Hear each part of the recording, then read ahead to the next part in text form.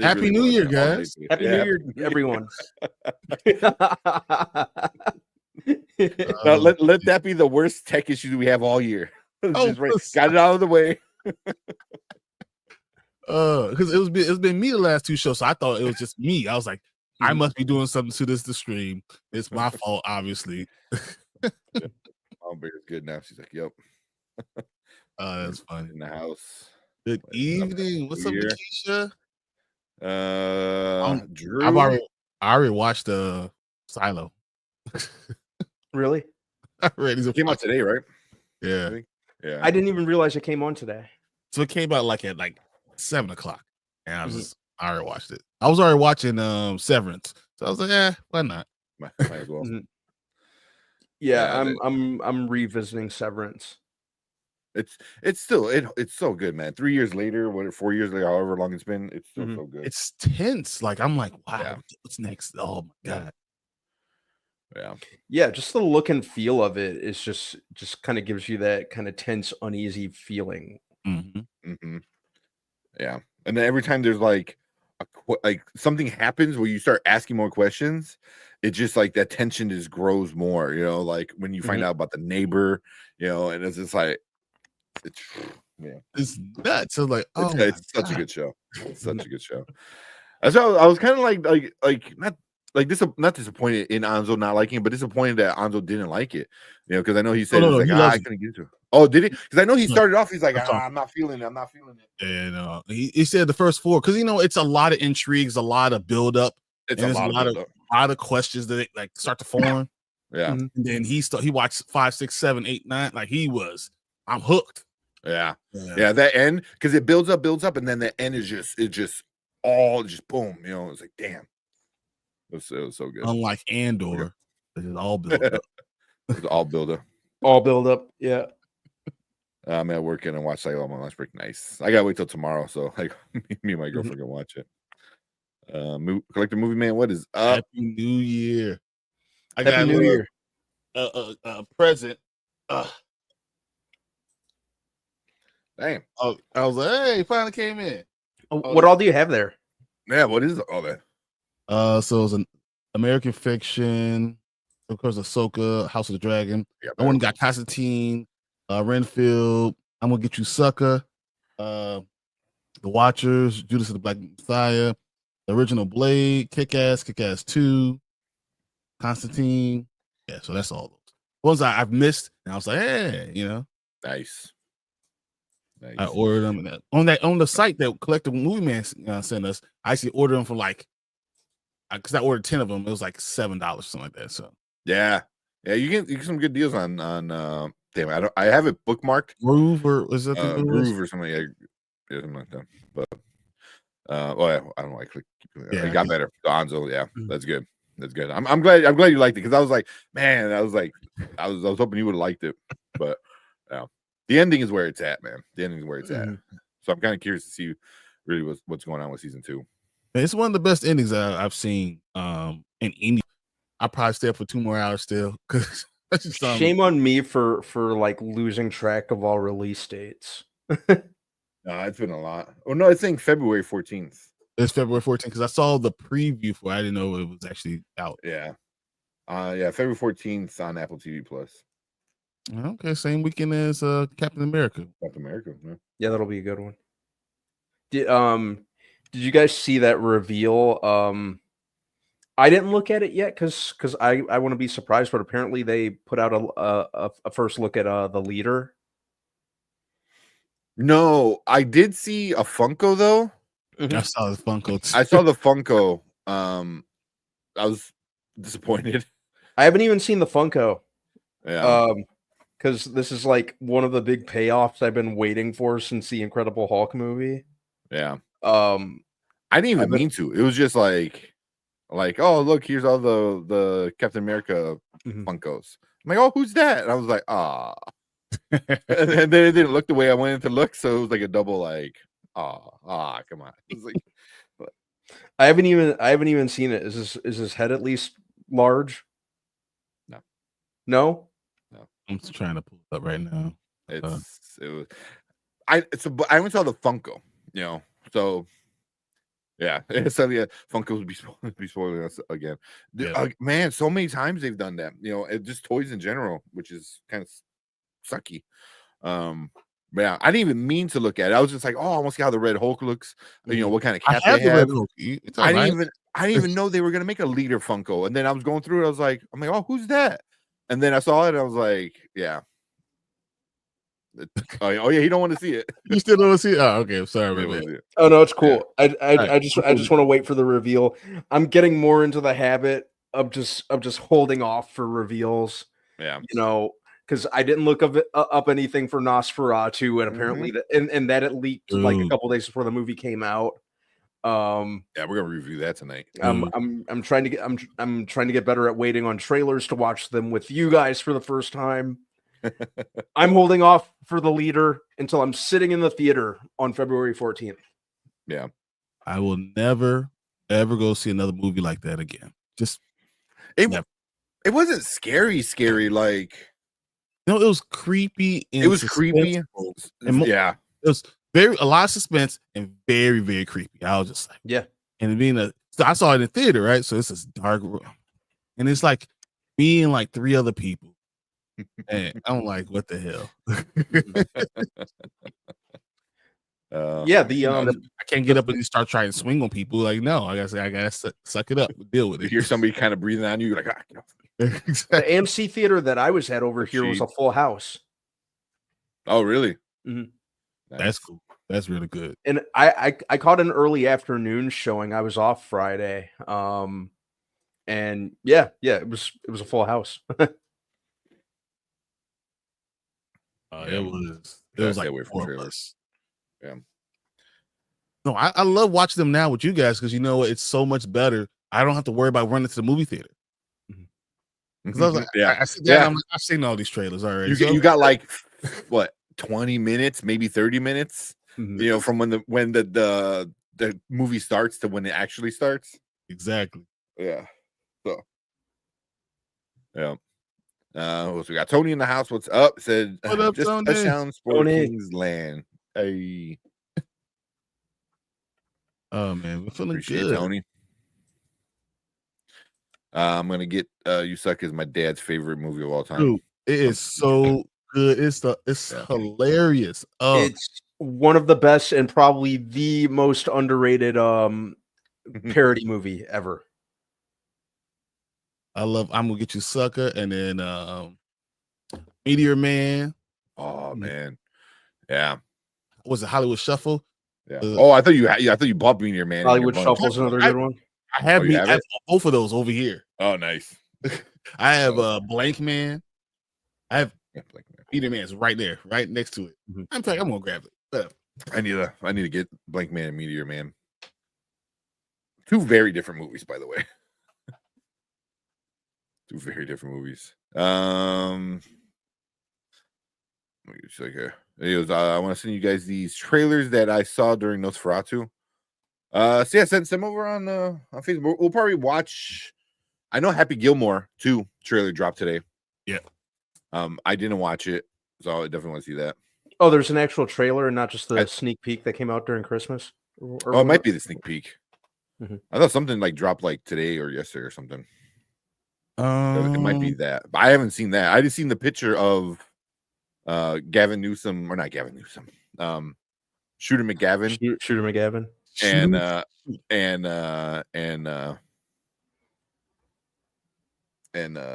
Happy. Yes, Shooter McGavin is still one of my favorite fictional character names ever. It's just got that ring to it. You're so good in there. Let's see there. What Drew said? Drew said, I built the 3 Lego sets I got for Christmas. Very nice, man. Wow. Very nice. I still got Optimus down there that I haven't touched. And then I know you really can't see it, but like right here, you see the little corner of the box is the Batmobile, the Keaton Batmobile that I gotta build. So and then me and my girlfriend got like 4 sets upstairs that we gotta build. So I got bookshelves. I got a Barbie playhouse. I have to build. That's what I'm gonna do tomorrow. Get home, I'll build the Barbie playhouse. It takes forever. Yeah. I would say that's more work than play. Me, I'm waiting for more room where I can like install shelves when I like own something, and then I'll start building more Lego sets. Please. On real. Hey, good Lord, that's a lot of money. How about I just lick your fingers after you're done? Hey, you got change for 100? Like Chris Rock is hilarious. I love that. And you know that was supposed to be Marlon Wayans, right? Oh, really? I did not. So they promised the spot the part to Marlon Wayans, and then he gets there, and then they give it to Chris Rock already. He was like, Keenan's like, yeah, I'm giving it to this other guy, Chris Rock. And Marlon was like, what? Well, what about me? I'm your little brother. He's like, I got something else for you. And it was just the other like walking by in the diner. So, but yeah, that was supposed to be Marlon originally. Marlon has interesting luck when it comes to gaining and then not playing roles, because Tim Burton, of all characters, cast him as freaking Robin. I think he would have been great. That would have been interesting. Actor. Yeah, it would have been an interesting choice. It would have been cool. That's for sure. Yeah, but then he also wanted Bill Murray to play Batman at one point. So, yeah, how different of a movie that would have been. What do you guys think about Creature Commandos? That little spot of people saying that was awesome. It's not Fat Man. It is awesome. That is like it reminded me of Absolute. Like it's boy had a big old chest. He was ready to like break somebody in half. I was like, is that Bane or Batman? Because damn, yeah, exactly. Yeah, I was not expecting that. I was not expecting that. I'm like, oh, that was. Was that like a hint? Was that a teaser? Was that just give us an idea what he might be going? I mean, that was bigger than Ben Affleck Batman. Yeah, that was awesome. Yeah. It just straight up like reminded me of like Absolute Batman, just like a big brooding beefcake like dude. Almost looked a little bigger than Affleck was, if not roughly the same size. Yeah. No, I think it was bigger than Affleck, and that's the point. If you're that big, I mean, that's exactly what we got for Absolute Batman. So you might as well, But it was also different from what we got. Well, we were already talking about it. What we got in that future prediction. You saw he looked more like Pattinson Batman, but you don't know what that is. You don't know if that's a lie or not. And I think that's the thing I appreciate about Creature Commandos. You don't know if it's a lie. Yeah, this could be a lie right now. Like and Cersei is lying or doesn't know that she's lying or any of those things. I'm gonna get something to drink. I'll be right back, guys. Okay. All right. But like also what I thought too, I'm like, well, if that looks like a different Batman, this looks like a different Batman, maybe it could be just a time difference, or it could be like, the bad guys see him differently. You know what I mean? Because Batman does go into shadows, so a shadow could look a lot different, kind of thing, and you would assume Batman would be good at something like that, just striking fear by a silhouette or a shadow.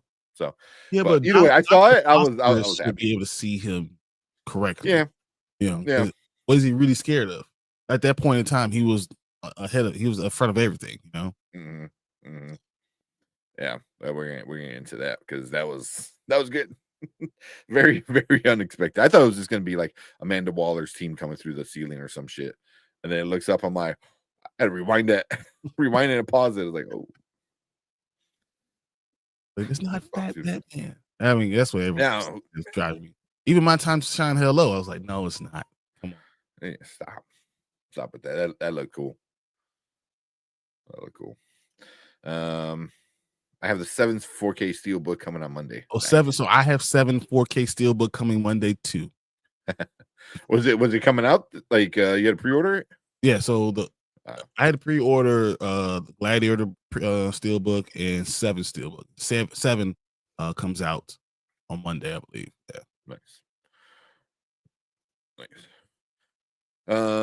Nikki said, I appreciate y'all being excited about your collections. My son is 20 and he's on the spectrum. He gets was it eBaying?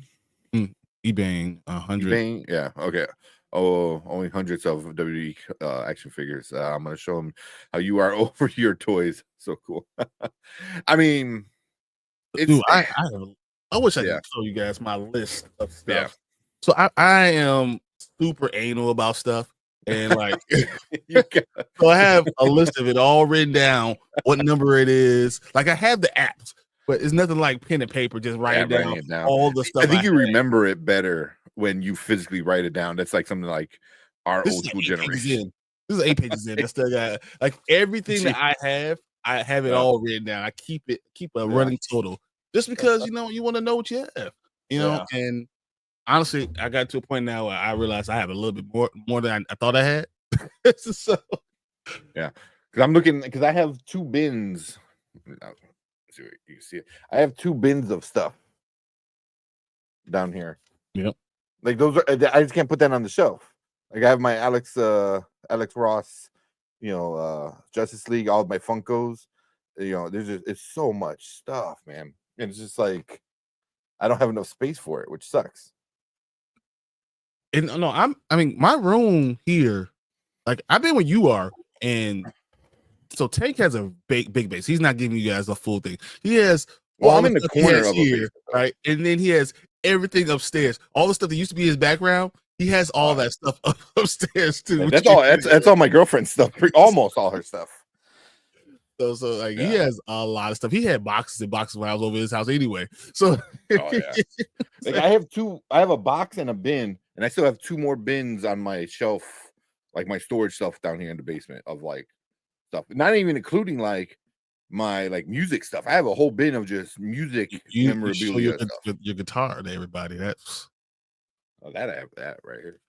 He keeps his stuff close all the time. Has so much cool things, man. I don't play it as much anymore. I need an amplifier. I got rid of my amplifier.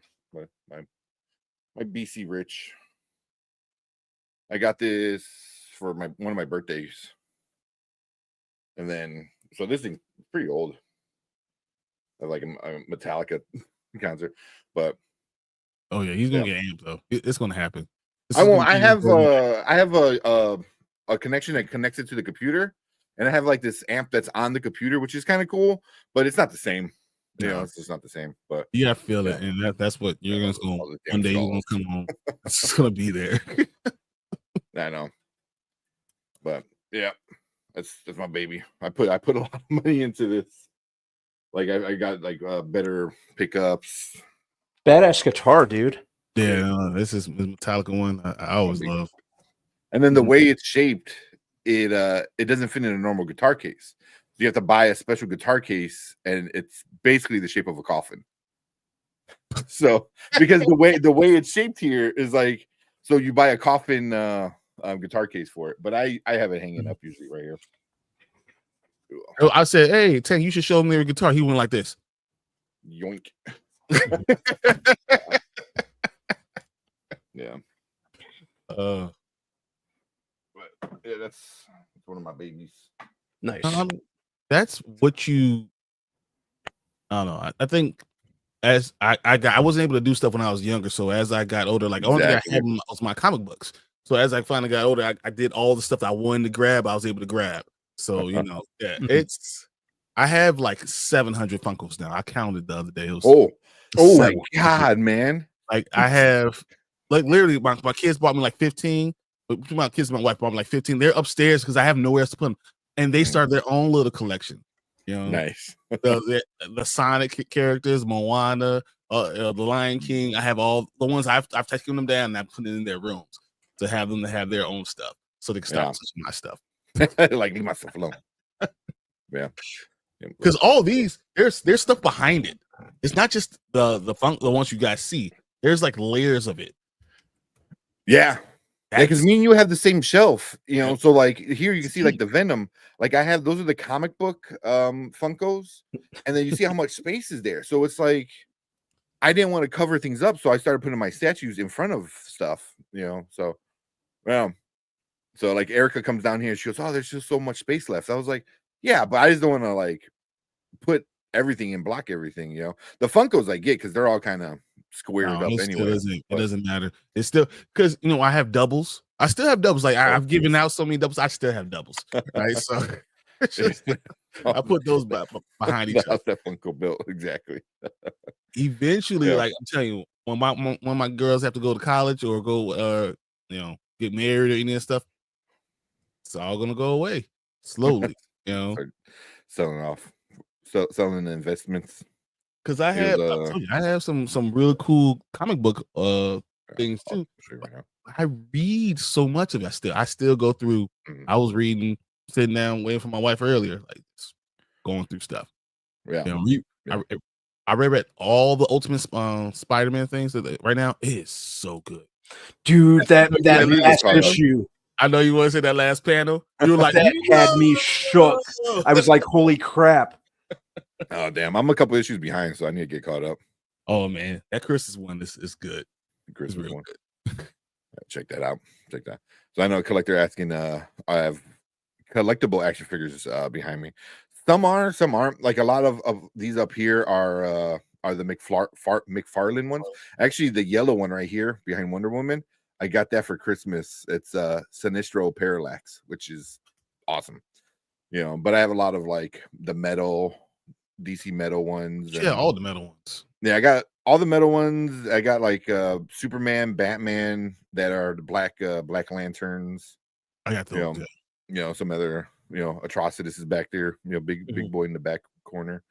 So I have those, and then these like the Venom came with the game. My Voltron, my Megazord.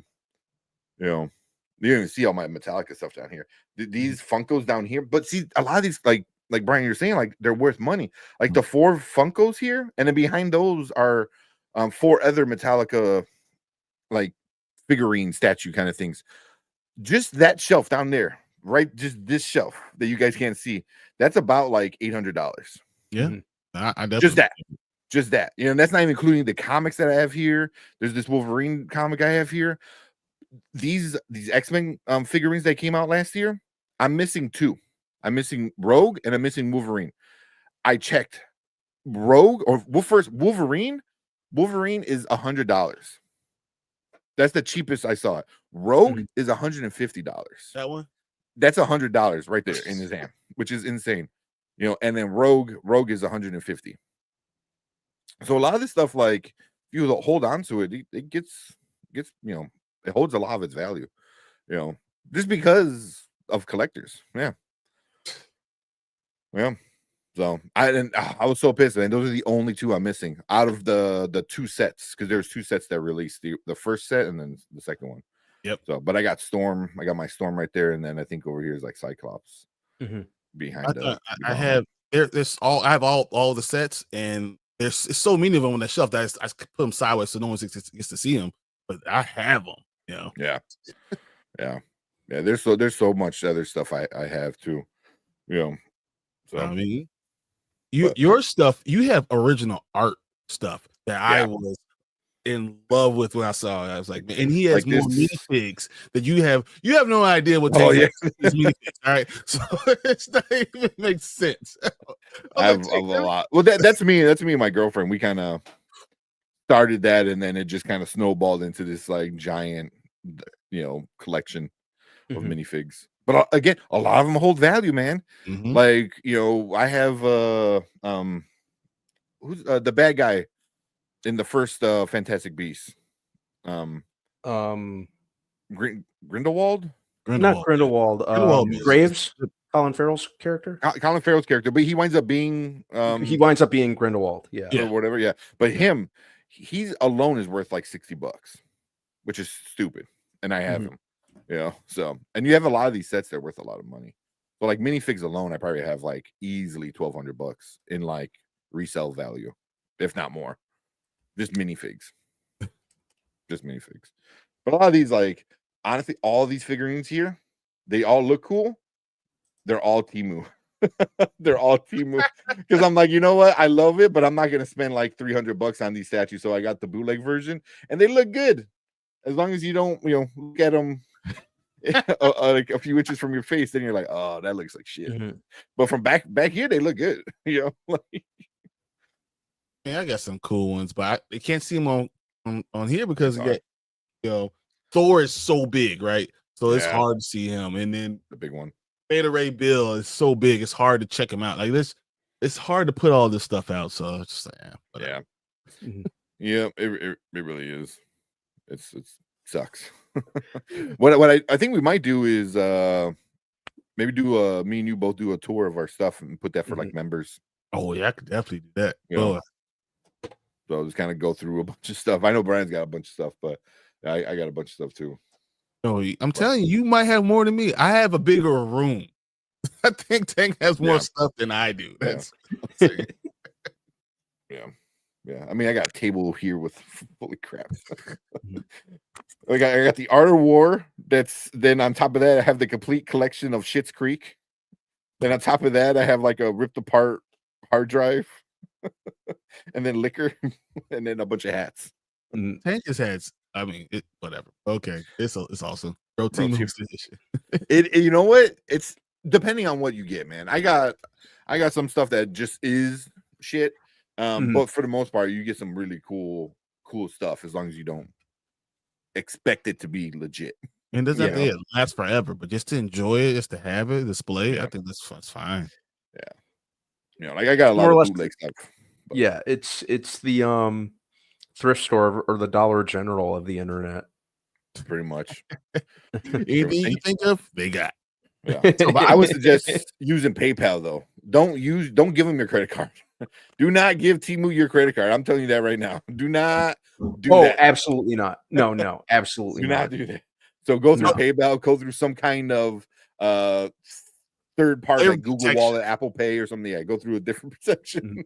I'm dying right now because Mama Bear is hilarious. Oh my god. Man shows up nice shirts. He's like, oh, that's pretty cool, guys. There isn't a tighter shirt. I checked. Yes, I unashamedly just quoted a movie I absolutely hate. Which one was that? I don't remember. Transformers: Revenge of the Fallen. Yeah. Nikisha had a question. Here we go. If you could bring one item from your individual collection to save in the silos, what would you pick? That's a great question. Just one? That's thing. The problem is one. Then my blue Marvel #1 is graded. So it's a 9.7 grade. Blue Marvel #1. If it was an action figure, it would be my Locutus of Borg. I love it because I love Star Trek so much, and I don't even think that's the best, most expensive one, but that's the one I love. But you have. I don't know. That is a good question. Yeah, that's a really good question. Yeah, I don't know. Yeah, it's Onslaught. Boo, Star Trek. Boo. I mean, I have all these Star Wars things, but I don't love it like I love my Star Trek. That's what. Yeah. We got Professor in the house. What's up? What up, Professor?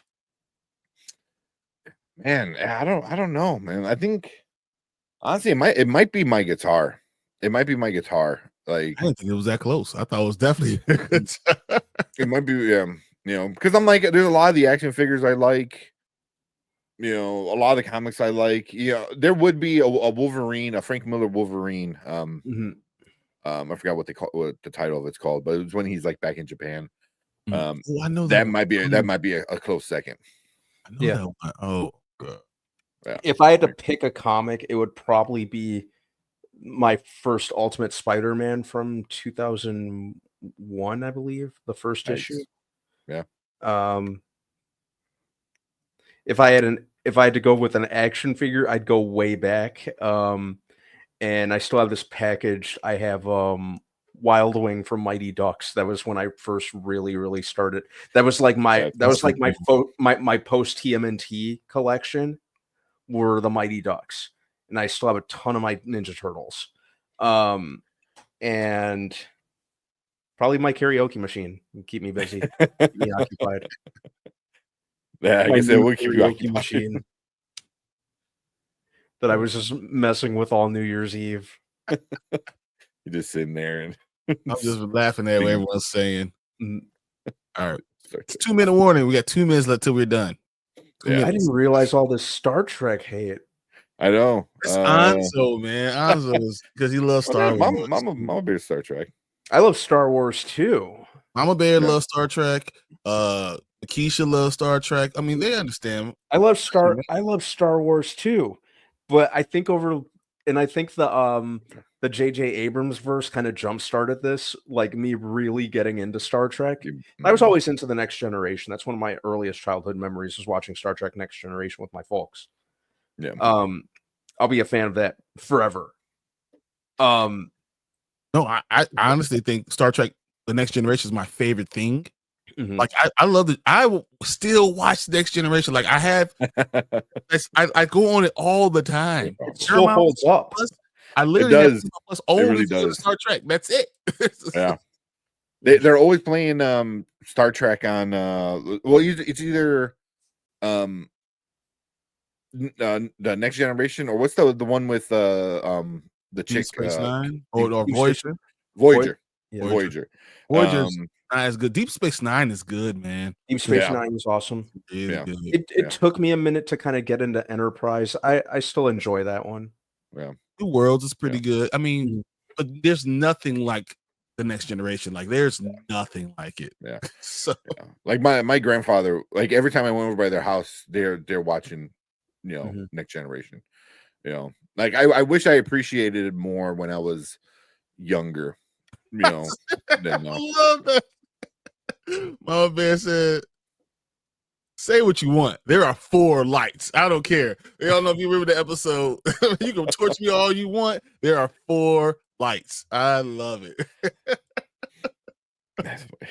I'm just hating on it, man. Like for me, man, there's enough nerd in me to like lovable. Like for me, I like Star Wars more than Star Trek, but I'll sit and I'll watch Star Trek for a while. But it's on I forgot what channel, but it's on a channel like local, TV antenna, for us. Like it's like the Me channel, there's like the it's like Me or something. Yeah.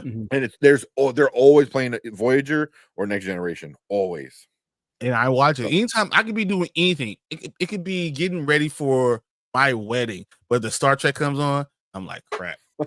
Wait, hold on. I feel like they were saying like it. Star Trek is the shit, man. It's fun. It's a lot of fun, and I watch all those episodes over and over again. And this is because Patrick Stewart's such a great actor too. Oh yeah, he really is. Yeah, he really is. And he's just gotten better like over time, and not knowing like how long he's been acting. It's like the dude's been around forever.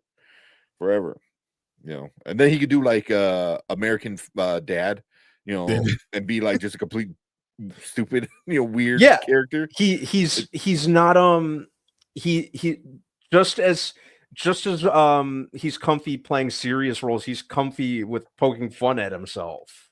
Yeah. Think about was it Robin Hood, Men in Tights? Yeah. He comes back, he's a king. Yeah. And he takes Mary. That was Patrick Stewart. That was Patrick Stewart. Was Patrick Stewart. It was. He came back and gave her a kiss, and she was like, "Oh." That sure was Patrick Stewart. JJ Trek was better than OG and Generation. It was. It was different. OG is not better than Generation. Yeah, I don't know if it's better than the OG. I really like Generations. But it's very different though. It was like a newer take on it all, and I think it hooked a lot of new people. Yeah, and I think it was smart of Abrams to say that the previous continuities were canon, and this was an alternate alternate universe, an alternate timeline. Yeah, alternate timeline. That's what it was. Yeah, that was that was because everyone just went in. I think everyone just went in expecting a complete fresh start, a complete reboot. They weren't going to treat anything else as canon. So to treat it as an alternate timeline was, I was really happy with that decision. Yeah, it's one of the smartest things that Abrams could have done. Putting it in a movie, bringing in Leonard Nimoy was so good. It was so good. Even I love Cumberbatch's Con. Sorry, more than the movie. I thought the movie was not great, but I thought it was a Wrath of Khan. Yeah, I thought it worked for me. I think the whole magical blood plot device, kind of it was the big part they really lost me at. But overall, I like the entire trilogy, even when Abrams stepped down with Star Trek. I like Star Trek Beyond. I like that one too. All the new ones are really good. The new ones are solid. Surprised they haven't made more at this point in time. I know they've been talking about it. It'll be interesting. I mean, they've been putting a lot of things out there, and people just haven't watched them because it's so hard now. Because you don't have episodic television anymore. Yeah, and because you're streaming so much, it's just different. Yeah, I got the. Yeah, that was good. I have the same exact one. I have all with the slip cover. Yep. Yeah, but I got them all. Like they're good. They're fun. Yeah. So all right. We have now officially. So guys, just behind the scenes thing. Me and Tank talked. We said, "Hey guys, we're only going to do talking about just random stuff for this amount of time." And we never stick to it. We never do. And we are so ebb and flow of it, right? It's so bad. Like it's just, oh, we are so nerds, man. So that said, what's topic number 1 tonight? Well, let's go through their comments and we'll just go through real quick. Go through the comments. Yeah, I'm gonna not go in order because then I can do the quick ones quick. But Discovery and Strange World is better than OG. Okay, Strange New Worlds is fun. I haven't seen either of those, so I think love of ethical conundrums and philosophy started with Star Trek. Yes, and also like I love Star Trek because there's no money, there's no like it moved past like any kind of like necessity of capitalism or socialism or communism. It moved past all of that, and it just became what's best a society. Yeah, this is we're gonna do what we do because this is what we do. Yeah. If I'm going to be a farmer, I'm going to be a farmer. If I'm going to be out of space, it's the same thing. If I want to explore the oceans, it's the same thing. They're all equal. You know, everyone. It's enough for everyone to have. So let's let everyone have it. I started to collect the comics that I didn't realize they existed until recently. Oh, okay. I didn't know that. I go like I have a problem. So this is my today. That's just today. Jeez. Yesterday is on my nightstand. I read a lot. I'm just saying I read. I mean, you can go through like all that stack of comics in like a night or two. So I'll read that, and then I'm on chapter 10 in my silo book. Like I read. Yeah. I probably spend 2 hours just reading. Every day. Well, perfect. The fan movement for Strange New Worlds. Okay. I know it started getting people. Yeah, it needed more people. People they didn't want to complete the story. And yeah. The sequel show is better than the prequels and OG. Watch out now. That's a whole nother argument. Whoa. Anzo's gonna come in here. I know. That nigga's a link. just a vent. I just say okay. So this one I wanted to save a little bit towards the end. Kevin said, very concerned for Pixar original films Elio and Hoppers. People going to wait to see this film on Disney Plus. Hoppers is that no? It's not a sequel to Zootopia. It's old. No, it's like the Easter Bunny, right? No, it's something completely separate. Yeah. Zootopia is going to be. I'm excited about Elio. Hoppers. I haven't seen anything besides like I think it's like an Easter egg on the poster. Like that's it. But again, these are the same people who are like, oh, we never get anything original. We just get 100 sequels. Well, here's original stuff. If you want there's plenty of original stuff that comes out. Yeah. Well, I mean, specifically, put your money where your mouth is. Yeah. Like Elio, I think looks cute from the trailer. It's just a teaser. I don't think people are going to go see it, and that's the problem. they rather go see the 10th freaking Toy Story film. Say that, but I mean, Finding Nemo was original at the time. At the time, yeah, 100%. Encanto was an original. That's coming part of everyone's thing now. But that's the thing is like Turning Red, Encanto. They didn't get a theatrical release, so it kind of like also time. Well, the time too, but also it's like you set a standard that original movies aren't theatrical movies, so you kind of need to backtrack a little bit and do this again. So, oh man, we got Collector Movie Man coming with a super sticker. Thanks, man. Thank you, man. I can't see what it is yet. Hold on, let me see, because I gotta bring up my YouTube studio real quick. But appreciate that, Collector Movie Man. Thank you so much. I think it was just 99 cents, so we appreciate that, man. Thank you. Let's see, but we should read his comment real quick though. Oh yeah, right above it. I spent 2 hours reading this morning when I first woke up, and then I spent other 2 hours like reading some more of my book, and just read like an hour a little bit ago. That's good. I read, but I'm ashamed to admit, like last year or two, I didn't read as often as I would like to, and as much as I should. So that's been one of my things so far this year, just reading at least anywhere between 30 to 40 pages every day. My girls, like, they're getting to the point where they're reading and they need to learn how to read and need to really be involved in school and things like that. So that encouraged me to go back to where I was when I was younger, or my sister was when she was younger, and show them they're going to have no screen time, no TV time. We're going to read. We're going to sit here together and read and enjoy, and tell me about it. And I want to hear about it. It starts conversations, and it helps them do even their schoolwork and be able to explain themselves. Because when you're explaining what happened in the story, you learn how to talk in sequential order. That's like it's an important thing. So that's something that I thought that was important for me to push as a father, and I had to make sure I'm doing the same thing on the other end and show them that I read. You can read comic books, you can read real books, you can read whatever. You want to learn how to do something, read. So that's something I put into me for overall I had to do as a father.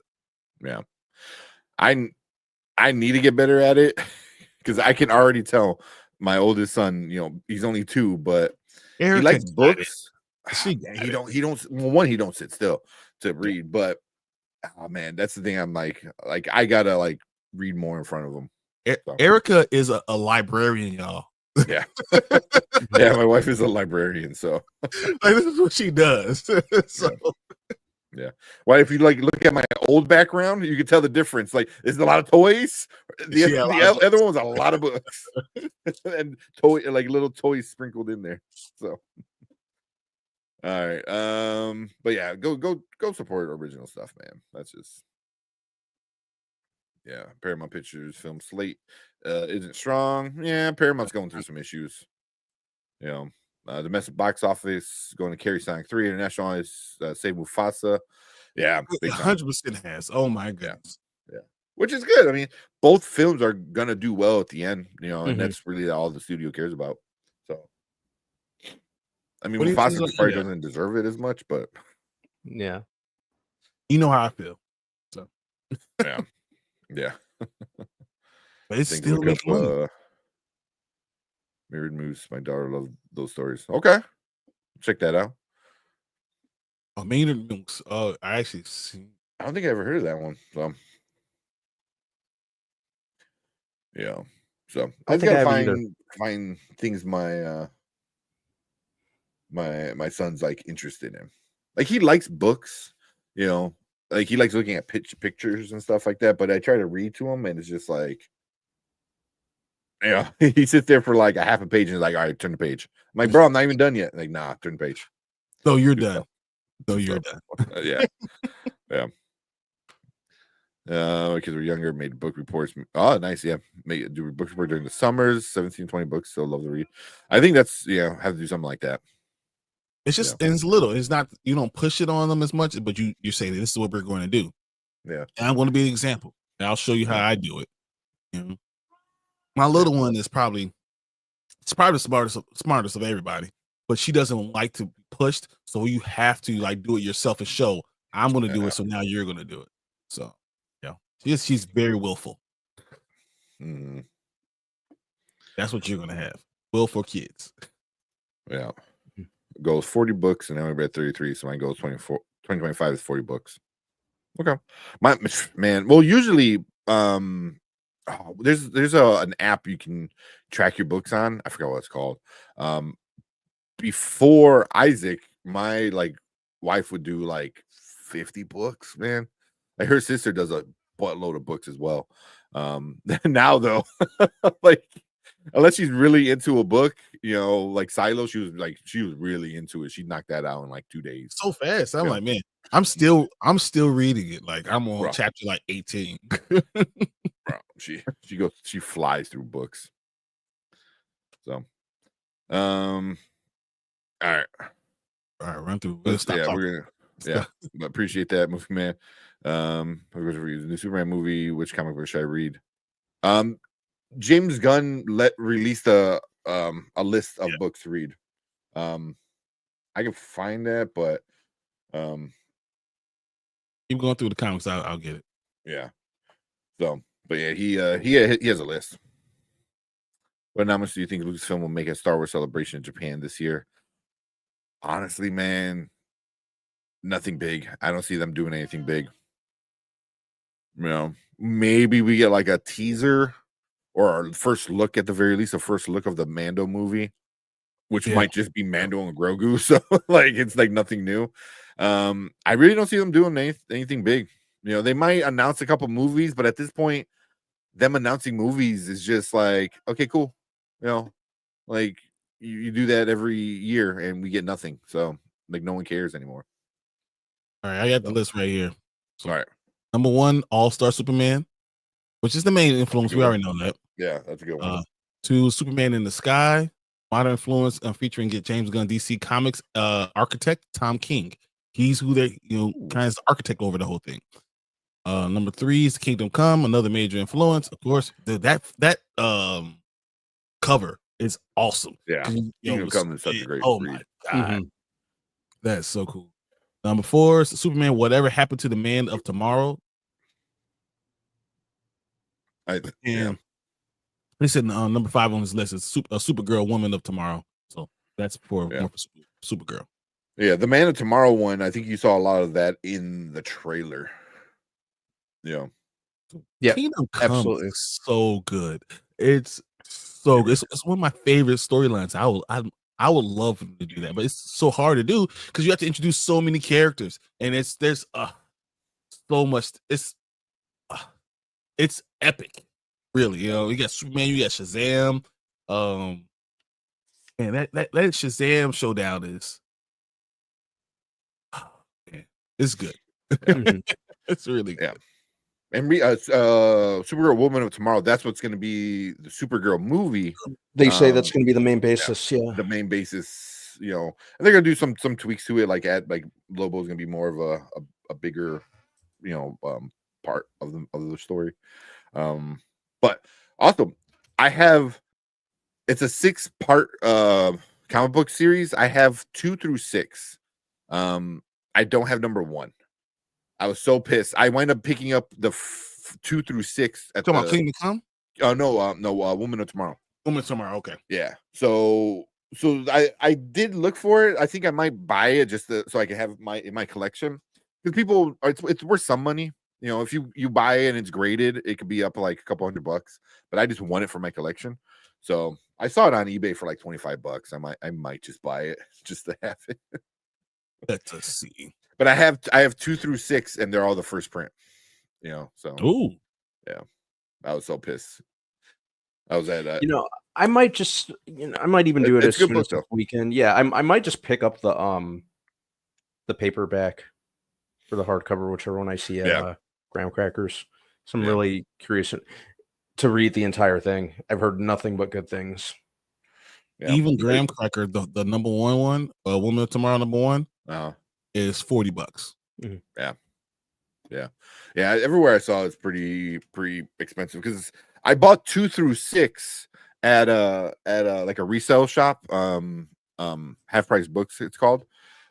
They had Supergirl, but they wanted like $60 for it, and I'm like, nah. And I'm assuming that was somebody's collection, So I'm like, you sons of bitch. they had the 2 through 6 just in the normal pool, box, and then the other one was locked up in the little. But that's how it looks. So like 6 is $10. 5 is $10.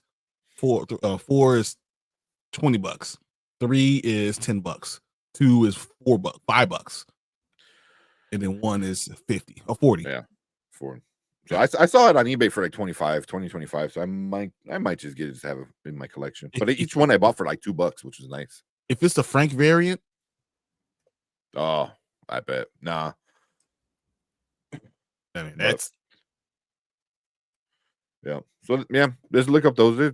They're all good reads, man. They're all good reads. The other one, the Sky, whatever one, that I only read that one once a while ago, so might have to reread that.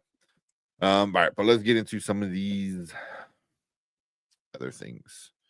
Easy read the novels when I was pregnant. Oh yeah, when she was pregnant with the first kid, my first son, she read a lot. After that, not so much. Now with 2, like any extra time she gets, she sleep.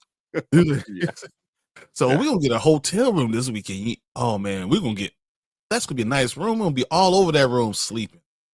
They won't know I'm going coming and going, just going to sleep everywhere I can. Yeah. That's literally what you do now. You don't worry about any other stuff, just worry about sleep. Yeah. He said Zaslav listening to shareholders very concerned if Superman break even at the box office, he slowly spin off the company. I don't think so. Because I mean, he's the first person to ever give DC its own studio. And they know, they have to know it's not going to make a lot of money. Like it might break even, if not make a small profit. Mm-hmm. But I don't think that's the point that they're selling it as. They're like, you need to, Brian always said, you need to like bring everyone kind of back together, Mm-hmm. and you have to have a movie out to do that. So, you have to prove that it's going to be good, it's going to be fun, and you can kind of start, bringing the fan base back under one umbrella, Mm-hmm. So you're not going to get everybody, but that's the only thing you should be aiming for. Yeah, making money doesn't even matter. If you can spend $400 million marketing, and then $200 million on a movie, and make $700 million, and just break even, basically, that's a win. Because if people love your movie, you now have a fan base for life. Mm-hmm. Yeah. Although I think it's a lot more than that. I think they're saying supposedly it's somewhere between 250 to 300 budget. All right, then you don't spend $300 million on marketing. Yeah. Still doing 600, so 700 because you got to play the theaters, all the other stuff. To break even, you need to basically have another $100 million over whatever your budget and your marketing budget is. $100 million to break even. Yeah. But I think Zaslav is done with tearing it apart at this point, because he hasn't really done anything major recently. He started adding stuff on, so he started actually spending some money, not a lot of money, but some money to get things going. But I can see 2025 being a year where they start to rebuild the company. Start to, not like it's going to be, oh, it's amazing, but I can see them starting to put stuff in places. I think it's make it or break it now. This is make it or break it right now. Yeah. He cut a lot of the fat, a lot of the other stuff, a lot of stuff that people loved, which sucks. But I get, like, as much as I love Cartoon Network, it probably wasn't making a lot of money, So hey, somebody for me, I was ordering all these damn TV shows. I know. I love Cartoon Network. Mm-hmm. Oh man, yeah, Cartoon Network. Absolutely. One of my books in DM. Okay, yeah, I'll check that one out. Yeah, I looked it up too, just so I can bookmark it so I don't forget. That Maynard Moose. Ooh man, that when I was pregnant, I did I was trying to finish the League of Extraordinary Gentlemen reading challenge, which is read all the novels connected to the movie. That's a Ooh, lot. That's a lot of pages. That's a lot. A lot of those are old. All right. That's when you have to listen to them. Books on tape. Audiobooks. I love audiobooks. That's what got me through a lot of my English college classes. I'm working out and listening to my homework. What do you guys want to talk about? We got Creature Commandos. We got the last 2 episodes of Creature Commandos, the one that came out today and last week. Let's do that first. Yeah, too. Yeah, and then Nosferatu. I did want to do our best and worst of 2025, but I don't know if you guys have your lists ready. So, no, but I can make it happen. I can put it together. I don't know if you guys want to do it tonight or if we're recording Saturday. I'll definitely have it. Probably do it Saturday after. Yeah. We'll do Saturday after. Yeah. Because as I was making the thumbnail, I was like, I didn't tell anybody about this. So I don't know if you guys got any lists. So, all right. Well, let's start Creature Commandos. Because holy crap. Right. Shit, I still didn't make an overlay. I made an overlay for Nosferatu. Hold on 1 second. I have to answer this. All right. Work calls. Well, it's not like we're short with short of comments. What Nikisha, what you say? You don't have to worry about making money. Capitalists all over the world just gasping in unison. Yeah. But that's the thing too. Is like that's why part of me really liked Star Trek was making money and exploiting workers and exploiting the poor and immigrants and blah blah blah to have billionaires to make money. None of that matters when fucking aliens show up. You know what I mean? Like, right? Like having all the money in the world doesn't mean shit when aliens show up and they're like, "Oh, you guys didn't cure cancer? Oh, here you go." Like, it's like none of that matters. Everything changes when like a higher level species come and want to work with you on a peace level and introduce you to like, oh, there's all these other things, So, yeah,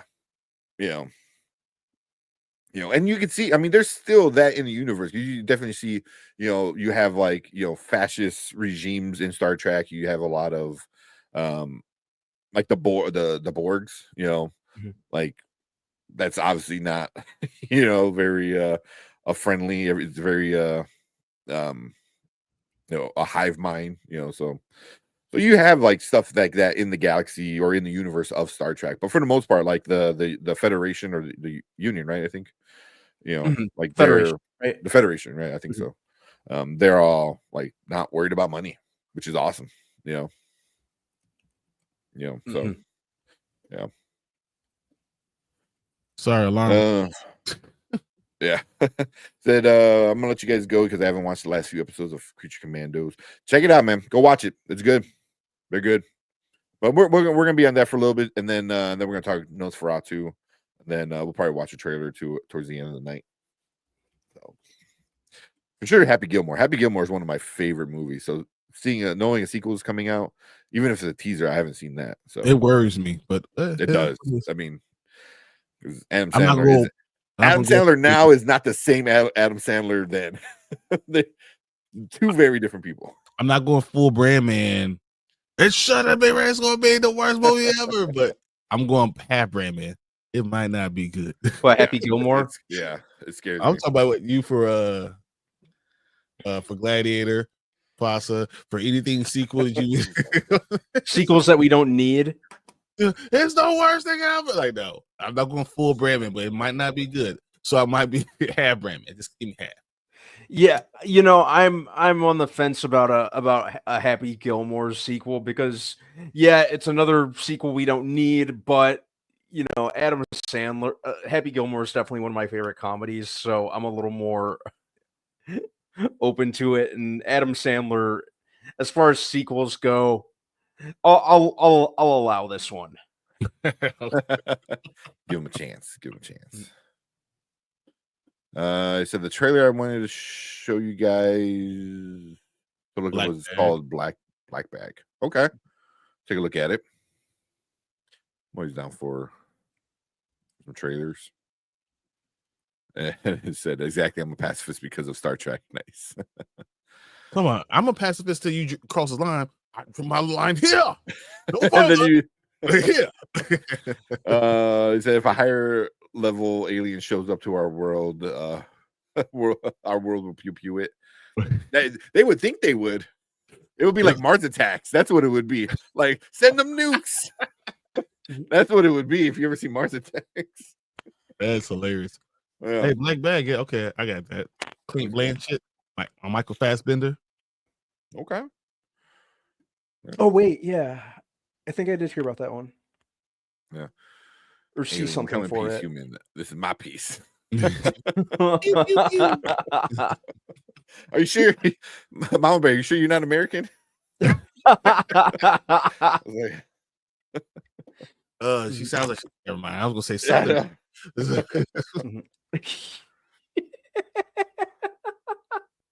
Oh man, let's do this Creature Commandos before I get in trouble. Yeah, let's go. All right, let's do it. All right, welcome to the Spoiler Kings. My name is St. Kramer, Brandman Brandon, Brian the Grizzly, and we're going to talk about Creature Commandos, episode 5 and 6, I believe, this week and last week. So Iron Pot and was it Prayet Skeleton? Yeah, skeleton. It was like whatever language it was, whatever European language. Tail skeleton, because it was like skeleton, Priya skeleton. Mm-hmm. So it was the little girl, what she was calling them. But yeah, so we're gonna get into those 2 episodes. So if you haven't watched it, hit that pause, go check those out, come back and be part of the discussion in the comments. But yeah, we're gonna get right into it. Brandman, all over. We don't need to go in order. Just the last 2 episodes with the Frankenstein stuff and Rick Flag, and this one you got Dr. Phosphorus, a lot of his backstory.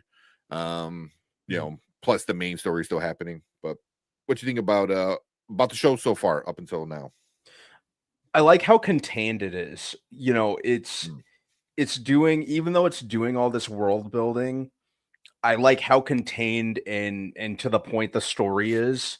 And I just like the balance that Gunn is going for, because all the while, even though the story is pretty simplistic and straightforward, he's also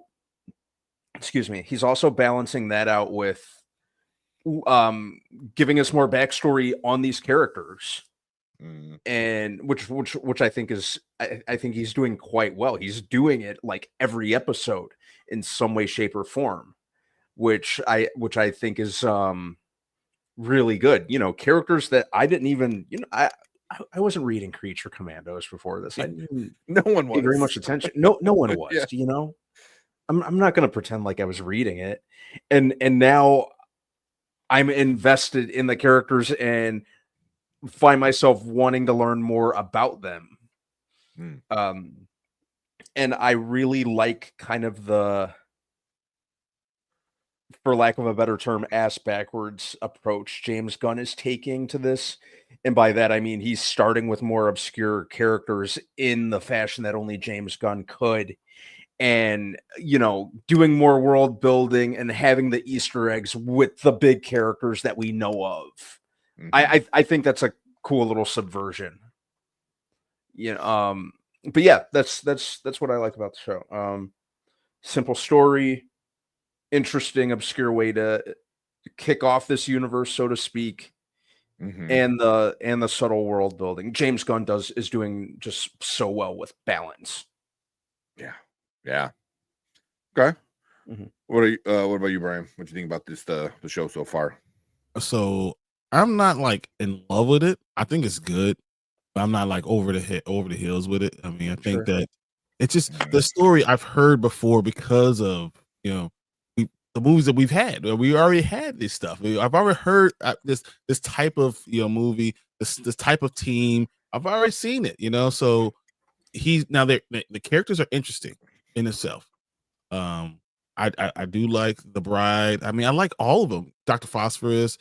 All of them are fun to watch, and it's good in 25-minute chunks, and so I can have a good time.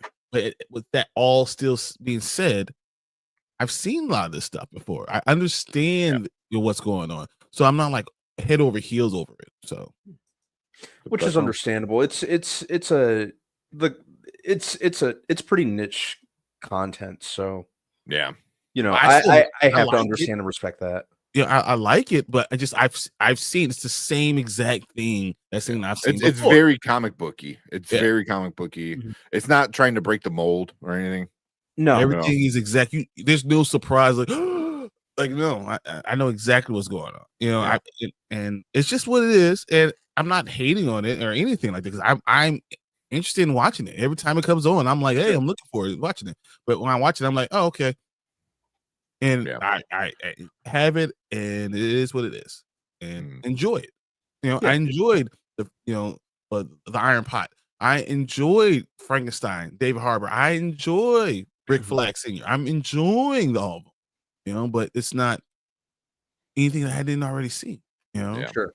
Mm-hmm. I feel like the show isn't going crazy. It's like Brandman said it already, like it's a simpler story, right? And I think he's going with a simpler story that's not too simple where you're bored, but like what Brian said, like you've seen it before. You're going with that to focus on kind of caring for these characters. You know what I mean? Like you're getting into like oh, hey, check out this Nazi killing robot you didn't care about. Now you're kind of sad. Check out Weasel, check out Dr. Phosphorus, and all these like characters. You're just like, I have no idea or who these characters were before this show, and now I'm like, Weasel is a fun character. Dr. Phosphorus, damn man, he got screwed so bad. Oh man, and the Bride had a really interesting. All these characters like you're connecting with, and so I wonder if he's going with a simpler story so he can get you emotionally with some of these characters. But still, I think so. Suicide Squad. Yes, the comparisons to Suicide Squad are very important. They're they are. Yeah. They definitely are. It's Suicide Squad with monsters. Yeah, I mean, they even tell you that's what it is. They can't use humans anymore, so they have to use monsters. But he did a good job at that too in the movie. I thought. Yeah, Suicide Squad, I think, is good, right? Yeah, like he like, who cared about Ratcatcher? She had a great story. All these characters had like a moment of them telling their backstory where you're like, oh damn, you got to mess the backstory. And I've seen this before. Yeah. He's literally doing the same playlist beat for beat. I've already saw. Yeah, and James Gunn is a smart dude. He knows what works. He knows what's worked for him in the past. He knows what his audience is like. Hence, that's why that's why Guardians worked so well. So he's running with that. He's got a lot riding on this. So I think that's kind of a good way to kind of ease viewers into this new universe by investing in the characters. It gives a little he's testing the waters, and I think it gives a little taste of what he's got in store, which is establishing and exploring characters alongside the action and slam bang nature that we associate with comic book adaptations. So, but can I also say that I'm worried about that because you're not giving me a story, and I know he has stories. Yeah, absolutely. But why would you want to waste it on a cartoon? Well, why would you start your universe with this then? If it's the same exact thing I've gotten with Suicide, I'm just always at that same. It's the same thing you did because James Gunn did Suicide Squad. He did it, and then you're taking that same exact story and you put it in with his other characters and say, care about these characters. Now, you're right. I will say I do enjoy the characters because it's fun. But that's me. I can see why other people would be like, the people that like it are going to love it. People that don't like it are not going to give it time of the day. And I think that's how it divides. And I think anything he needs to be doing needs to be putting things together. Yeah. So I don't want to hate on it. Like I said, like I'm the only one hating on it because it's just I've seen it all. I think that you could do more original stuff because James Gunn is that good. And that's all he's done is original stuff. But as Take say, why do you want to waste it? They don't put it first. That's the biggest question is like, why did he do this first? And we got what 2 more episodes before this one more shit. That's right. This is the penultimate one. Yeah. So there's One more one to go. episode left. Holy crap! So I don't know what he's getting. I mean, but we got in teasers at looks of characters. Yeah, you know, so the Easter eggs are, like the little Yeah. teases of other characters or other well-known characters is fun. yeah, You know, you know. um, So, but yeah, again, like that's the question I do ask is why is this the start of his universe? mhm. But again, but it's like I'm because I went around Tomatoes, it's like really well received. Like 1,000 rating or 1,000 people rated it. It's at 80% with the audience. I thought it was So higher. that's Really? Only 80? right now, as of right now, yeah, 80. 95 with the critics, but it's only 39 critics. A lot of critics aren't going to watch this, because they're movie critics, not TV show critics. Yeah. But that's just how that goes. So, but I think it's mostly getting well received. I've heard some bad things, but not many where they're like, it's just so stupid, like, because I think you are having fun with these characters, and I think that's the goal. It's hard to tell. It's really hard to tell because like I can't deny it's stuff I've seen before. Like Brian, we said it's not beat for beat from Suicide Squad, but Care it about has these very characters. very similar vibes. I'm going to focus on this character. I'm gonna give you that backstory, and then it's a mission. It's mission going on, and in between the mission, I'm going to give you that backstory, and you're going to try to get you to care about these characters. Yeah, is that not exactly what's going on? But that's every ensemble like kind of thing. Because they did the same thing with like Eternals. They just didn't do it well with Eternals. But whenever you have an ensemble, it's the same exact thing. Bad people doing good things. That's the journey. And then I'm going to split it up and break and give you a little piece of each one. It's exactly beat for beat what it is what Suicide Squad is. Because as you said, it's Suicide Squad with monsters. So that's my only question. Then why not do something before this? Mm-hmm. Because this is good. I don't think anyone will tell you it's not good, but I don't know if it gives up, the fandom the way you want it to. Mm-hmm. Mm-hmm. Yeah, I don't know what his ultimate goal was with it. Like you said, if this was like the third project or this we got after Superman, I think you'd be like, okay, cool. But since it is the first official, it's not. It's just interesting why he would do that. So it's good though. I'm not gonna say share DC with my kid, and this doesn't inspire much hope. It is. I mean, it is good. It is very vulgar though. It is HBO. So there's a lot of sex in there. A lot of violence. This thing is ultra violent. But yeah, it's not very kiddie. Obviously, it's not at all. So it depends how old your kid is. If they're like in their teens, they can probably handle it. I think. If they're like 8, maybe not, depending on it. But yeah. But but I don't know.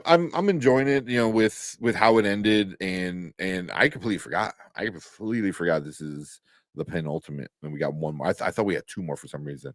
We are getting a season 2, so it might not be a full ending. It might just be like, hey, I'm setting up season 2. No, and I think since I think season 2, I'm curious when it comes out because Gunn has been saying like everything is gonna like have an impact on like something in the DC universe, in this rebooted universe. So I'm curious as to the when. This might be in a year, it might be in 2 years, it might be in 5. Who knows? When we have X amount of movies in this rebooted universe. So boils down to the when. Yeah. It'd be interesting. What if he says season 2 is going to be like live action, and they get all the actors and they come in and, like do live action, because animation is way cheaper than bringing in them in prosthetics and makeup and graphics and stuff like that. So maybe it's like a cheaper way to tell the story is animation. All right. Because the more I hear Frankenstein talk and be this really weird, cool, and like psychotic kind of character, I want to see him. Was that? ripping people apart. It's just amazing. Oh my god! But David Harbour is awesome itself. He really is. But just the voice, how he does the voice, like I want to see David Harbour like in live action, right? In live action, all dressed up as Stranger Things ever comes out, maybe you have the time. So here you go. So Creature Commandos is averaging about 17.9 million viewers. Okay, well, it's not horrible. No, it's pretty good. So House of the Dragon averaged about 25 million. Okay. So it's about 8 million behind that, and they're both R-rated. They're both the same time slot, and it's about 8 million behind. But that's a good number. It's a good number. Yeah. I mean, House of the Dragon is a Game of Thrones, so you throw that on there, that's gonna be good. And it's animated, so you already. It's a 4.7 rating. So you, on Neil's rating scale, so you think 10, 1 to 10, 4.7. So it's good. It's never going to be unless you drop it below 3, it won't be canceled. So it's good enough that it could be good, but I still struggle with why the why is why. The why is the most interesting question, of why this show first, But as just the show, I think it's like a lot of fun, having a good time with it, with everything. Even Alan Tudyk he voices he voices Phosphorus, and he did GI Robot, right? And he's also a voice actor in the Harley Quinn show. He plays Clayface, right? And I love his version of Clayface. Very goofy, over the top, like a ham actor kind of thing, because he can transform into anybody. So he's like this really pretentious, douchey actor. Clayface shows up in the last episode. Alan Tudyk voiced him. I was like, it's wild that the same guy can voice the same character, and it could be completely different. Like one is like a goofball, and one's like a murderous like monster, who's also like you can shapeshift and stuff like that. But but it is cool. Like we're getting Clayface because this is DCU, so that's like canon. Like Clayface is in the DC now, so I think that, and it's a legit like comic book accurate like Clayface. It's not going to be any like like, oh, I put makeup on, now I'm a different person type of thing. Ethan Hunt, Mission Impossible. Yeah, exactly. Someone different. Yeah. So and then dude said DC has a lot of work to do. They keep falling backwards. I don't think so. Not right now. Because now it's a new DC too. So it's different. But it's not though. And that's the thing. You have to, until you bring them. I think the viewers don't see it as new, and that's the normies. The normies don't see it as new, Exactly. But it being its own studio for the first time ever, that changes a lot of stuff. A lot of stuff. But you have to prove to people, and that's what James Gunn really has to do now. And I don't want anyone to misunderstand, because I think the Iron Pot, this last episode, these were both really, really good episodes. It was really a lot of fun to watch. I mean, the backstory behind Dr. Phosphorus made a lot of sense. Oh my god! When you start really looking at, I'm surprised he didn't kill the girl, but I can't believe he went back and went to the gangster's house and killed his entire family, because you would think he wouldn't be able to kill a wife and kids. You think he wouldn't be able to look at them and do that, but he was able to do that. So it shows this monstrous side, along with when he's looking at this other little girl now, seeing her like his kid, And I thought he was gonna kill her. I thought I'm not a good guy. I'm not a good guy. Yeah. He's like, oh, I'm not smiling or whatever he said, something like that. I might look like I'm smiling, but I'm not. Yeah. I'm like, oh, don't kill her. So, but these are good lines. This is good adult content. It is. Yeah. Is Rick Flag, Senior going to wake up? What happens when he does? What's Frankenstein going to do? These are good questions. Yeah. Even going to a brothel, like, with the bride. That's interesting. What she was able to do was also, I mean, it's also like we're just skipping over metahumans. Like metahumans was introduced in this last episode. Yep. The two brother guys like had some like electric powered, really not. Can't believe they weren't black. Yeah. And you know, like that's what I'm saying. I like that Gunn is like subtly laying out the rules of this universe. And you know, I liked the introduction at this point of metahumans. You know, hell, like side characters like frigging we got Rupert Thorne, which I didn't expect at all. So I like how he's establishing the rules of this world little by little without like doing it in a huge dump. It doesn't feel like it's in your face, like, oh, here, boom. You know, it's like it feels it flows with the story, and it's almost like if you didn't catch it, like it's not that big of a deal. But if you did catch it, like you can kind of see what's coming down the pipeline. You know, with the when he said metahuman or when she said metahuman, I was like, oh damn, we're getting that already. Like, but it only makes sense. It's like we're already in this world with everything already happening. So. Yeah, you know, they're there. Shows up with, you know, Superman. Makes sense with Superman, his movie. All this stuff is introducing things that make sense. Yeah. So maybe that's the reason he did it. But I still think it's a rinse and repeat type of thing. But maybe he doesn't care. Maybe just look. I'm just trying to get some information out there.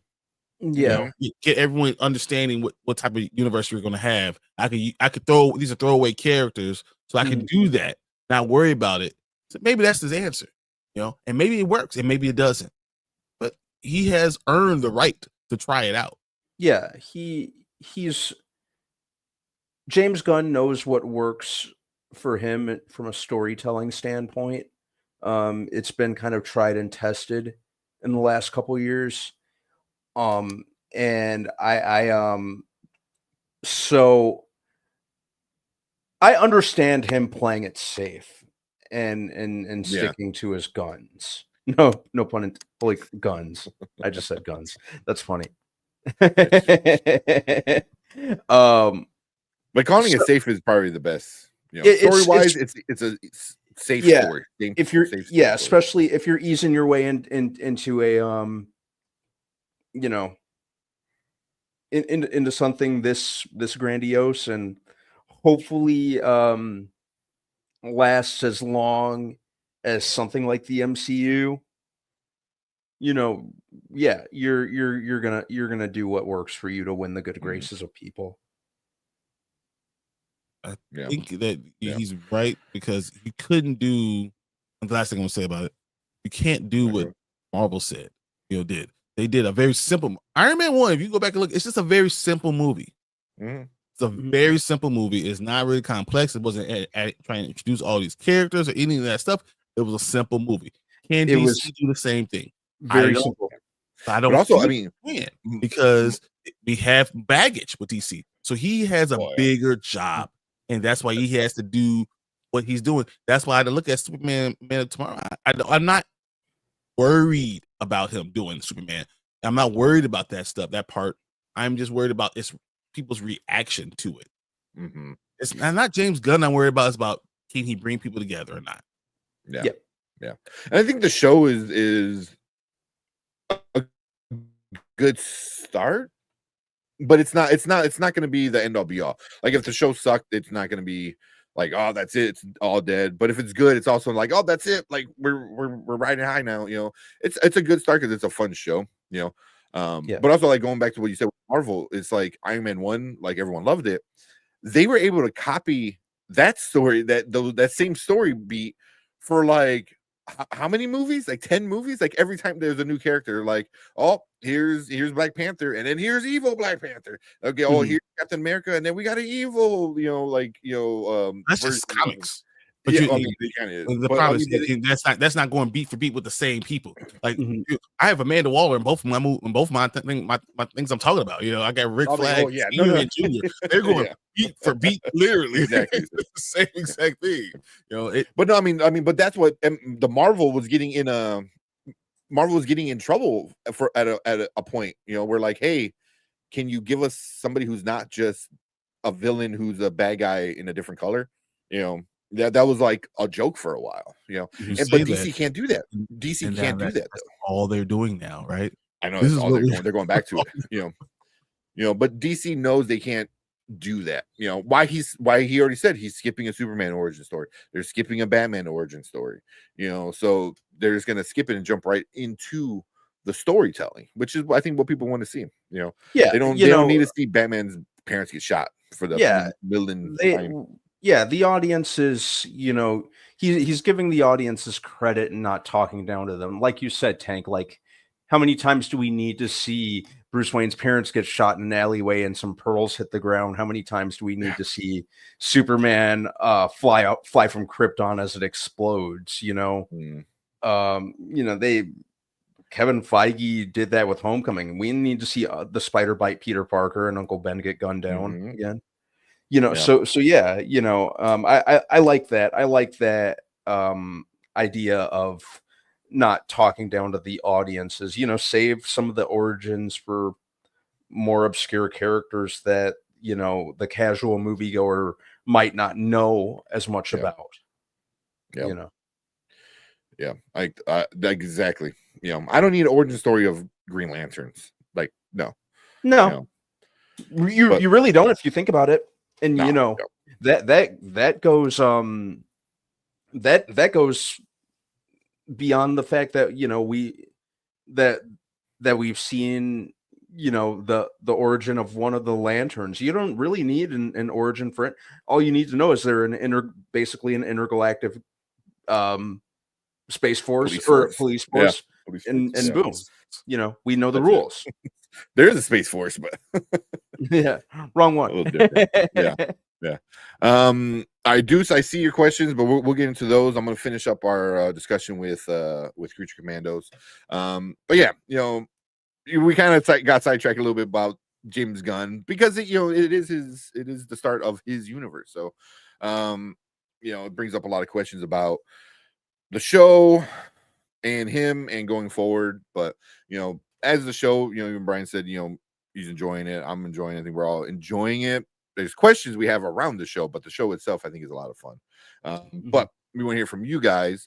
Leave a comment down below if you're watching on the replay. What do you think about the show so far and how it might play into the Superman movie or more, and any other theories you have with the show and the DCU as a whole. But make sure you guys hit that like button, hit that subscribe button, come and join us and be part of the live discussion. But we appreciate everyone coming in, hanging out with us.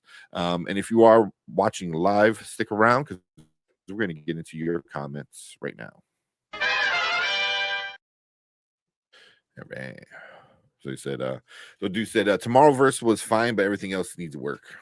Was Tomorrowverse the CW show? Talking about like the Legends of Tomorrow? What? Legends of Tomorrow? Was that the Legends of Tomorrow? Yeah, because that's not the same. That was more of the Arrowverse.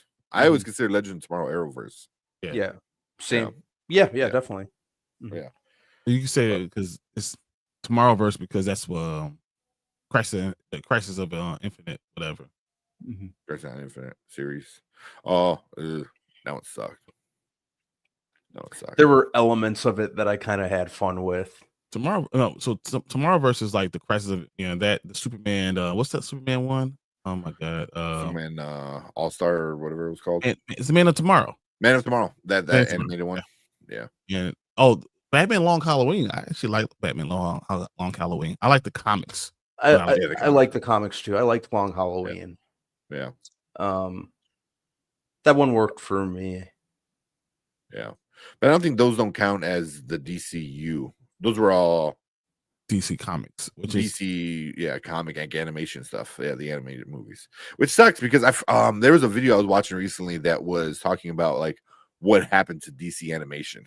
like you went from being like the peak and untouchable to like what the hell was this you're giving us? Yeah, the shift in animation style kind of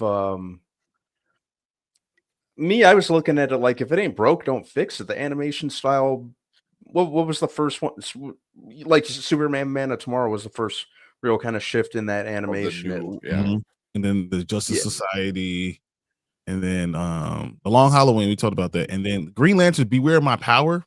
That sucked. Yeah, I did not like it. I didn't like the Did not story like they that went with. No. They should have maintained the animation style. I love the animation style. Like starting with Man of Tomorrow, they started making it look like Archer, basically. Which works I agree. Which works for Archer.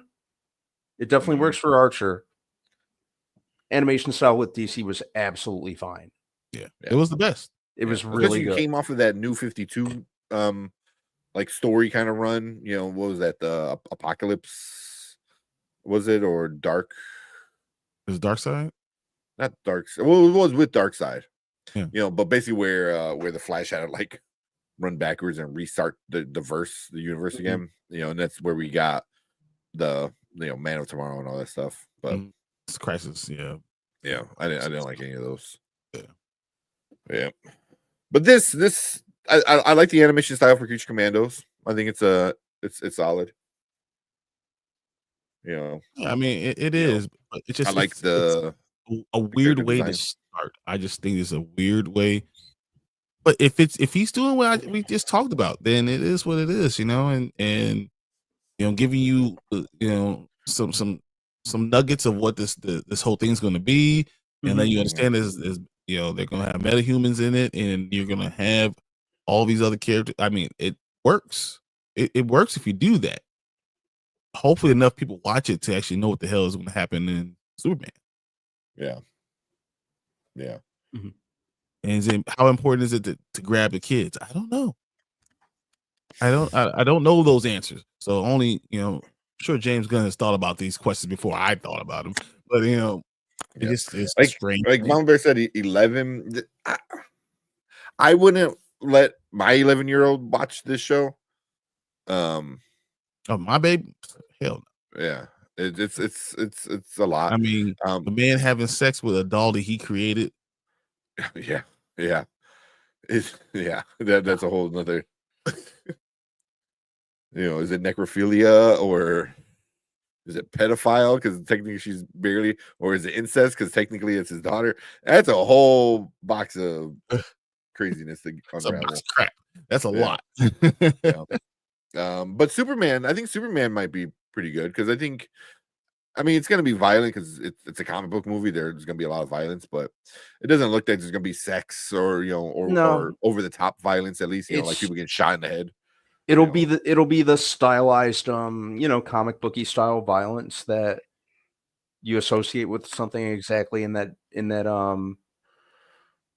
genre. Yeah. It just hopefully people go and see it. That's all. All that matters. I hope so. Especially if it's good. Because if it sucks, then I'm not gonna sit here and be like, oh well, it's really good if you look at it this way. No, if it sucks, it sucks. I'm not gonna sit here and like pretend it doesn't suck if it does. But I don't know. I feel but like I hope it doesn't. I hope it's good. I don't give DC a pass because I feel like they have the better characters, the better storylines, and my favorite characters.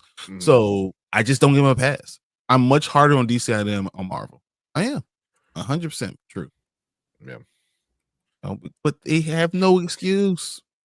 You literally, when you think of comic book character, you think superhero, you think Superman.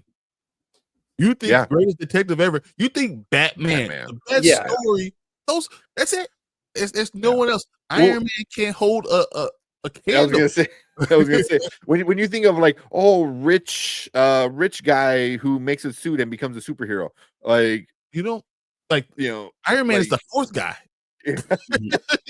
I mean, now you know what I would say. Now maybe a little bit more younger generation might think Iron Man, but like it's still Batman. Like ultimately, it's still Batman. I think there's 3 different versions of Batman you think of before you even get to. That's funny. Yeah. Even like if you think of like All American boy with superpowers, that punched Hitler. Like who do you think at first? It was like, oh, Superman. So but it's the same description for Captain America too. But yeah, but come on, Captain America is. People don't understand. That's why there's so many Captain America comics available. because no one was reading them. Spider-Man comes to mind. Yeah. Did Spider-Man punch Hitler? I mean, he would. I mean, he would. I'm just saying. It goes back in time somehow just to punch him. But yeah, we didn't even. I should have made a thingy for it, but we didn't even get into the Batman silhouette. Because I'm looking at it right now, like it looks really good. I loved it. Yeah, I'll send you the link. It's from a Deadline article. Let's look at that. Let's talk about that now, actually. Okay. Yeah. Oh, here, I'll send it to you. You bring it up. I think you could. Yeah, you can open image in new tab, so it's just the image. Yeah. Oh, shit. I'm looking at it. I'm like big right now. You can see his utility belt. The boy got some lats. God damn, like you got big ass forearms, big ass biceps. Yeah. People call him fat. I was like, you're crazy. People call him Fat Man. That's what they said. You're That's all of it. That's an interesting definition of fat. Yeah. I mean, because you see the belt, you can see the outline of the belt. It does look like he's more of a dad bod guy. He does big. Like so I mean, the one angle is like you can see his like lats in the back, like he's standing like that, and it's just like yeah, but you can see that he has a little front to him, like a little bit, something there. So I mean, I understand what people are saying, but he does look like Alec Rickman, that Richmond, Richmond, that would be, him. Yeah. So let me finish this real quick. I'm trying to like keep track of things in private chat, so I know I have timestamps, kind of. So, all right. You got up.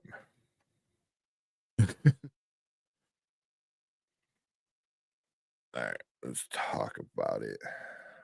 Bring that up. All right. What do you guys? I know we're already kind of talking about it. So, I mean, can you make it a little bit bigger? You need bigger than that? Okay, yeah, sure. I don't want to distort it. Yeah, I mean, it's a screenshot from that looks good. That looks good because then you can kind of get like he got big old thighs, he got big old arms. He does look a little fat. The more you blow it up now. He looks wide, but I don't think he doesn't look fat. Because that's his cape. That's not his lats. No, that's not his lat. You can see the shadow like above that. The cape right there. No, I know, but go slightly above that where you were at with his cape. Like right there. Go up. That's there. And then you can see this a little bit in the middle. There's a little there. Yeah, it's his belt right there. Not all that's belt. Look at the thighs there. It's like I mean, but if they're doing they already said they're gonna have Robin in it, right? Hey. Zoom adds 50 pounds. What was that? Zoom adds 50 pounds. Zoom adds 50 pounds. Thank you, Omar, for liking the stream. Yeah, Zoom adds 50 pounds. And everything's skin tight, so that doesn't help either, right? It literally looks like me putting on my Black Panther costume. Like literally, that's what it looks like. I'm like, man. Yeah.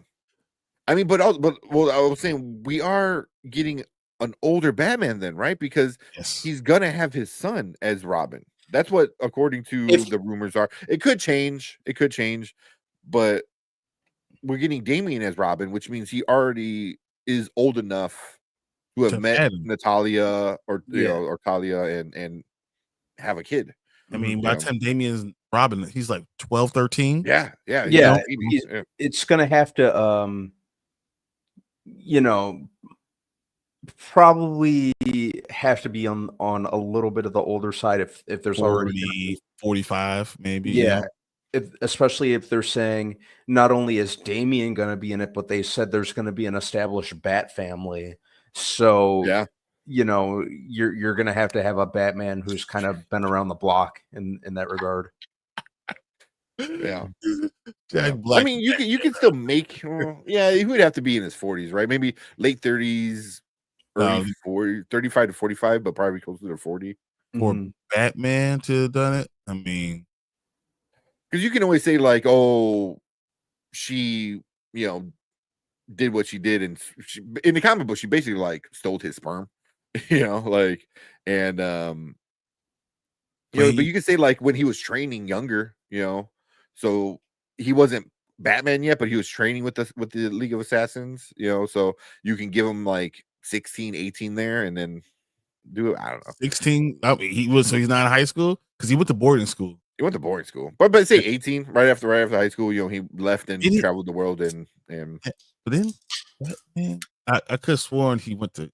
I don't know. Maybe I'm not wrong. I don't know if he went to college. I think he went to college. I thought that was what it was, but maybe I don't know. I never paid attention if he ever did go to college. But like Mama Bear said, Jack Black Batman. Jack Black. Yeah, under the shadow, you just can't see his giant Jack Black beard in there. Yes, he went to Yale. He went to law school. So yeah, that's impossible. That's right. Damn. So he didn't start training to be Batman until he was like what, 25? He was like 23, I believe. Yeah. I believe he was like 23. So he can't. He has to be like 40. He probably has to be like 40. Yeah. So you start to tap into a little bit of the Frank Miller Dark Knight Returns, a little bit, and that's a vibe I'm getting here with the lightning, going, and the blues and the blacks. Oh, totally. And that's a big vibe I got from this, especially with the lightning bolt. I was like, come on, Was it a missed opportunity to play the music a little bit? Just a little bit, just a trumpet a little bit. Yeah, I know. Yeah. Just a little bit. It would have been cool. Mm-hmm.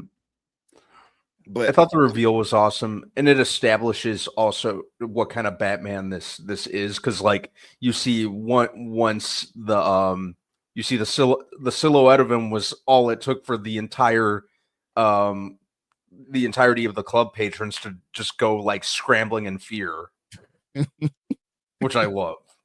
Dude, that is so epic. Like you see him, you hear stories about him, you run. Mm-hmm. That's great. That's a great great thing to be able to be. Yeah. Here, I'm gonna send you another one from the future look. But also like I get what you're saying. I thought you were gonna say to make like the internet like go crazy. Like the show's doing well with ratings, for it being an animated, show. And on HBO. Then this show dropped, and I saw this before I watched the episode because like so many people were talking about it. It was like we have an animated silhouette version of Batman, and people are already talking a lot. It's like our first like he's Batman.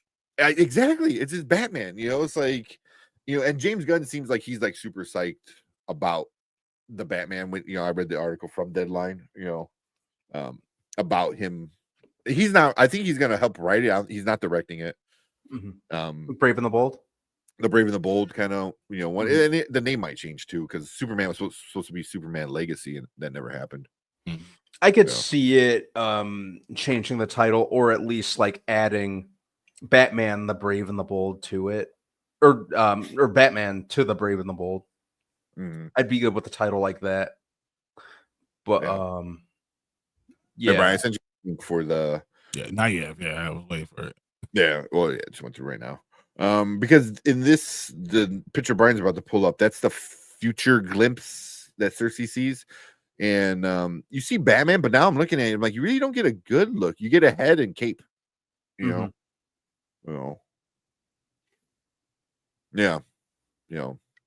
Superman looks like Superman from the thing we saw. Wonder Woman, just looks like a traditional Wonder Woman, right? I mean, that's what we want. Got the heels and everything, but Batman there. You can say a lot of different things about that part of Batman. You can even say that that's not Bruce Wayne. That's true. It could be Dick. It could be Dick Grayson.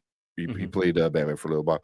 In that comic book run that I guess they're gonna I see. I don't know. But the comic book run with the pictures they keep showing, like all the cover art, is when Dick Grayson is Batman and Damian is Robin. Mm-hmm. I doubt they're gonna go that route. Mm-hmm. You know, I doubt it. You know, because like how long have we been saying about having your main character not be in a movie? And if he does that, that's definitely not good. I think it's gonna be Bruce. He does that, then all of a sudden we have a big problem, and DC might fail before it can even get started. Yeah, Mm-hmm. yeah, big problem. You know, I mean, you could start off the movie with him being it, and then Bruce comes back or something like that. But that you're creating so much of a problem. Just have Bruce be there and like, all right, I'm training. You know, you're my new Robin. You know, I think that's just cut out all the bullshit. You know, but no, you probably will follow Damian. You know, and him doing all these crazy things, and then someone saying to Bruce saying, you know, you need to just train him because you're not going to be able to stop him. He is your son after all. Do the animated movie. The animated movie went that route. Exactly. You know, Dick Grayson and Damian have a fight, and you know, Dick got his ass kicked. You know, but also he was trying not to kill, where Damian was trying to kill. So those are two different fights they were both having. Mm-hmm. So, you know, but that was a good you know, story. We want to go down that route. Yeah. But well, you know, I mean, this was our first look at Batman, but we really don't get anything. The silhouette, I think, is a better look. You know? Yeah. But again, you know, that could change. You know, no, I think he did it on purpose. Him being that big. Yeah, I think he did it on purpose. Do you think they already know who Batman is? Yes, I think so. Is it? They know exactly. Is it Alan Richardson or Richardson? Richardson. Yeah, Richardson. Yeah. Richardson.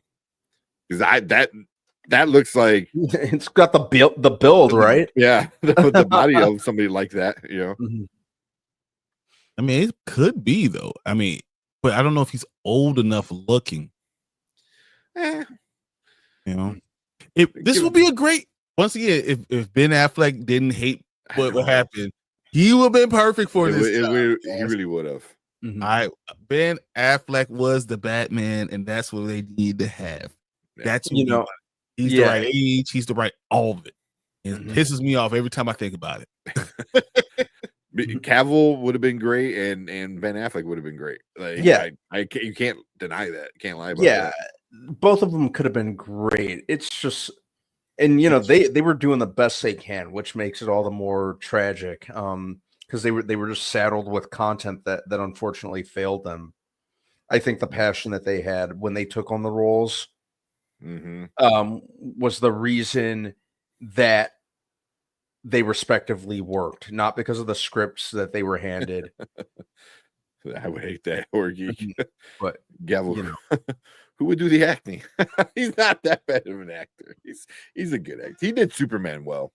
He did. He was good at that. Superman for what Superman was. You know, I thought he did fine with what he had to unfortunately work with. Yeah, he didn't do Clark Kent well, I don't think. You know, but no, but that was an opportunity to explore it. You know, but Ben Affleck is so much of a better actor. Yeah, and you could tell he was, and you could tell when he landed the role. You know, and first showed up in Dawn of Martha, as again I like to call it. The passion for the role was there. You know, he was easily, to me, the best thing about that movie. And he felt like the main one who was like busting his ass in terms of like the acting, getting in shape for the role. They're like, I thought he was easily the standout of the movie for me. I'll always kind of be upset that his solo movie that originally he planned on directing will never see the light of day, because it sounded like it could have potentially have been awesome. Yeah. Agreed. All you said, everything you said. But yeah, it is a choice. So it does make me wonder if they have an actor set, like you said, Brian. For all we know, they could. Yeah, and James Gunn already said like they're gonna have everything planned. You know, so nothing's gonna be like, oh shit, let's do this now. You know, everything's gonna be planned out. So yeah, it could. Yeah, it's not uncommon. You know, there's known times where an actor's cast in a role and then, you know, they're being questioned about it at conventions, talk shows, stuff, and they just sit on it. And then the actual reveal comes months later, sometimes shortly before filming even begins.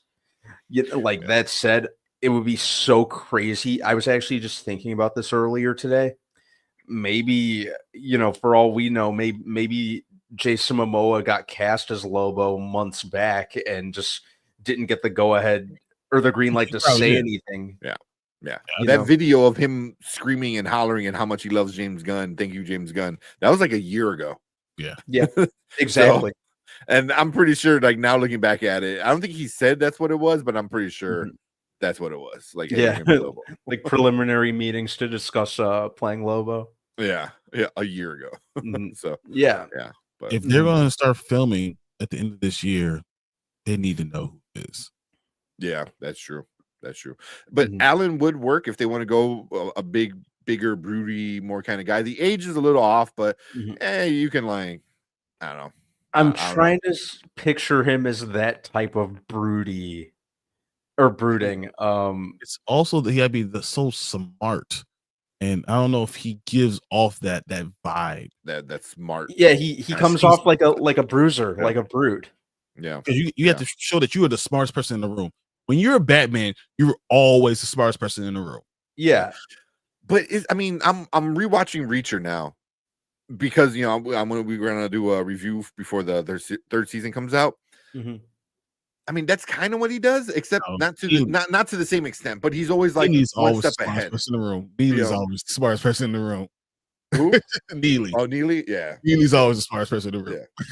Yeah, Neely is awesome. But like he goes in and he like breaks down characters like you're divorced, you're wearing this, you boom boom boom boom. It's like the dude is like good. I was like, if you give him a better script, because as much as I do like Reacher, it is a very, very simple script. There is not much depth to it. Oh, definitely. So but if you give him something like that, he might, but I don't know, he's never been really challenged at that. He was Thad, he had no lines in Hunger Games. Aquaman, when he played Aquaman back in Smallville days, it's a WB show. So I don't know, because that's what it was. I say Idris Elba, because when he did with Luther, no matter what movie he was in, you never thought of him as not smart. You know what I'm saying? And that's sometimes you just feel it in a character, and it's nothing to do. Alan Rickman, he might be in real life smarter than all of us. Everybody. Real life, he could be. It's not how he's portrayed, and that's not how you see him. And he has a name now that people know, so that's just not how that works. So I just don't. I don't know. I don't know if that actually works for him. Being a great detective, I don't know if that works for him. Yeah. I don't know. I'm willing to give him. I like it. I like to see it. But it'll be different. Yeah. I mean, we never got this. Besides, who is that? We were just talking about him. Oh my god. Who? The big brooding Batman. Absolute Batman? Yeah, from the movie, the Batman. Oh my god. Ben Affleck? How Ben Affleck. Jesus Ben Christ. Affleck, yeah. Like I said, it's been one of those days. You Ben Affleck. Yeah. That needs to be a clip we need to play. He will. He would have been perfect because he's big and brooding. But that's the only time we ever got a big brooding Batman on screen, and people loved it. People loved it. It looked amazing. But he also, Ben Affleck can be a smart guy. Yeah, he's a good actor. You saw the accountant. You knew he could be on the spectrum and still give you that I'm smarter than you are. Like he's that type of guy. Yeah. But he had the opportunity and the chances to do that, and he could do that for himself. It's like, I want to play a smart guy in this role, and boom. He's like, well, if you don't like it, I'm going to write a movie and show you. I'm going to write it and direct it. I'm going to use our own production studio to push it out.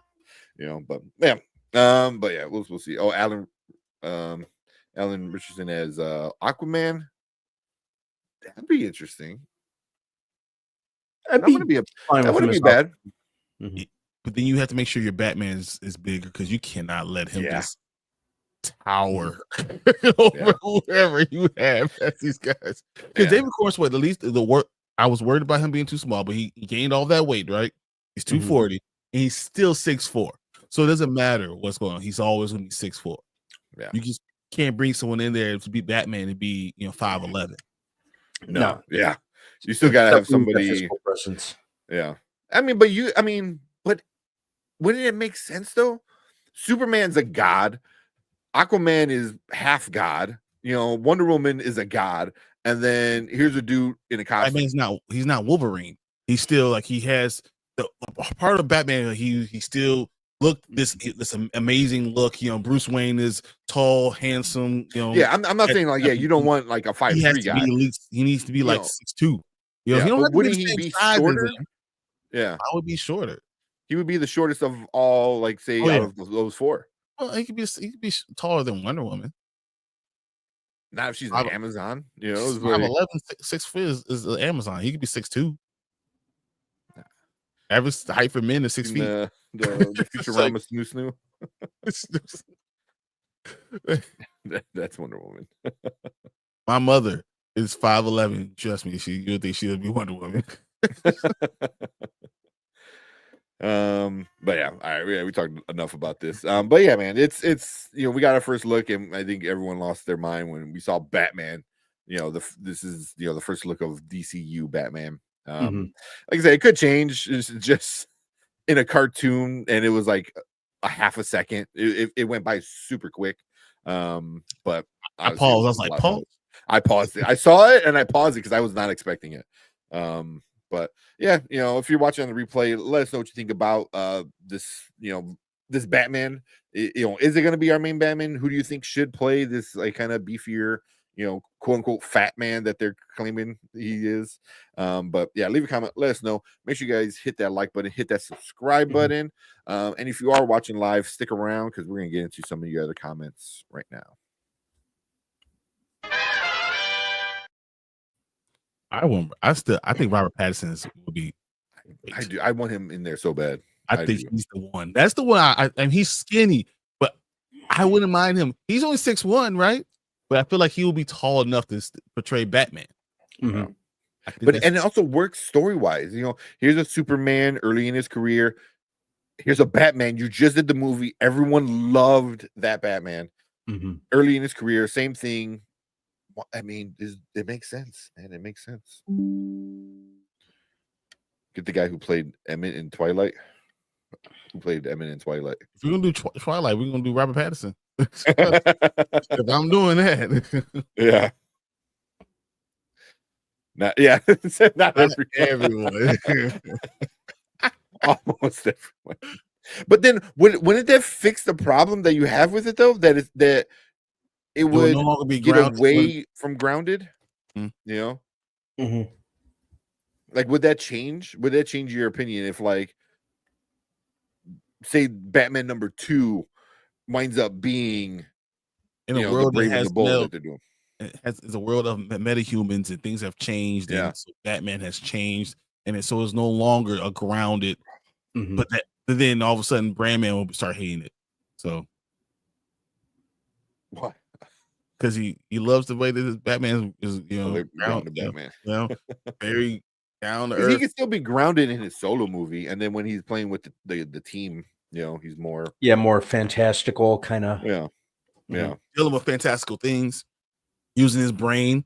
And I think Pattinson's another person that he walks in the room, you can believe he's the smartest person in the room. Yeah, because he's British.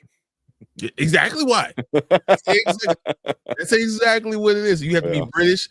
British means people think that you're smart or a villain. That's it.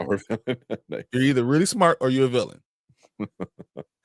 Deuce said, man, when they gonna do Terry's Batman? It's time for a Batman Beyond. Me personally, I would love that. I don't think it would do well. I don't think it'll ever see the light of day. People be pissed off. Yeah. Because it is fun. I love Batman Beyond. I love the comic books that came out recently. Like there are a lot of they're fun. They're fun. Yeah. But when it comes to like normies and stuff like that, a lot of people are like, "What's this futuristic Batman?" Like, Then it turned out to be absolutely amazing. It could. I say animate. Do that animated. Do that animated. I was laughing at. I just heard the reindeer games. You white? You been Affleck.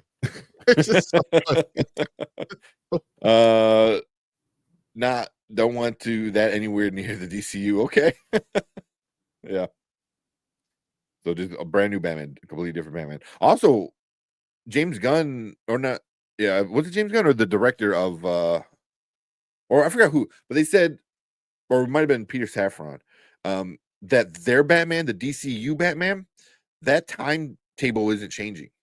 So we might get 2 Batmans. Yeah, so it's going to be the same year, and that's what we were talking about last week. And I heard that, and I was like, man, this is. I don't know if I like this. Yeah, which makes me like wonder is like, are they pushing that back? I don't know, because at this point it seems like it's more of the writer. I can't think of his name. Matt. Who's the writer of the Batman? Matt Reeves. Yeah. Writer director. Yeah. Like it seems like he's the bigger problem right now. Like he's just not making a script. So when you had that video, that was hilarious. Which one? Like the Batman, and it was like in the beginning, like it was dot. That's all. Oh yeah, I didn't see that one. No, you didn't. Mm-mm. That was funny. I saw it. I think Zach shared it or something like that. It's yeah. I'll share if it's on. I think I put it on the Facebook group. Yeah, it's pretty funny. Yeah, because Matt Reeves is taking forever to write it, so it's like the fancy the.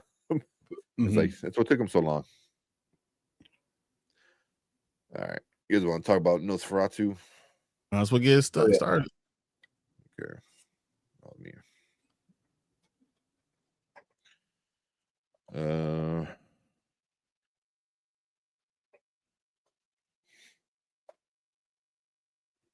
right. I think I made a thing for it. There we go. All right. 210 right now. Hold on. Let's see if this works. Hold on. Wait. Fuck it, reindeer games. I'm not Ben Affleck. You white? Then you Ben Affleck. Right, Wheeler? Yeah, you're white. That's true, I am white. I fucking love that movie, man. Love that movie. Reindeer games. Yeah. We need more Stifler. What happened to Stifler?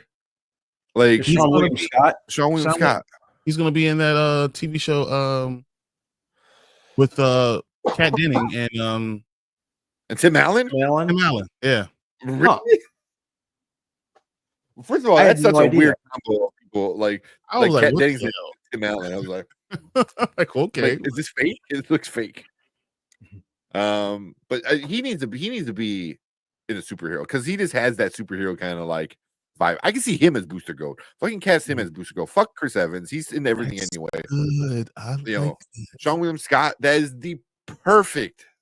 People hate him for some reason. I don't know why. For some reason they hate him. I mean, maybe in real life he's a dick or something. I haven't heard. He's great to me. Yeah, I love him.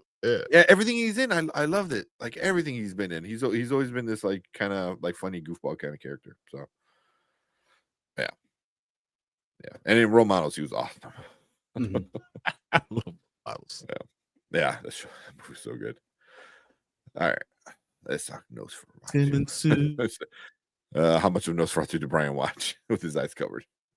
It's funny because what I did. I have this strategy of looking at the corner of the screen and the top of the screen to make sure I'm looking at the screen. I'm not seeing directly. It's just I'm like, do I know exactly what's going on? Not exactly, but after everyone gets shocked, I can see. I'll look again. Yeah, this one wasn't even that scary. It was suspenseful. All right. Yeah. All right, let's get into actually pull up the cast real quick. Skarsgård, Willem Dafoe, Holt, and that's as much as I know. Yeah, Lily Rose Depp. Lily Rose Depp, Depp, Emma Corrin, yeah, Corrin. Aaron I Taylor never, Johnson. Yeah. All right.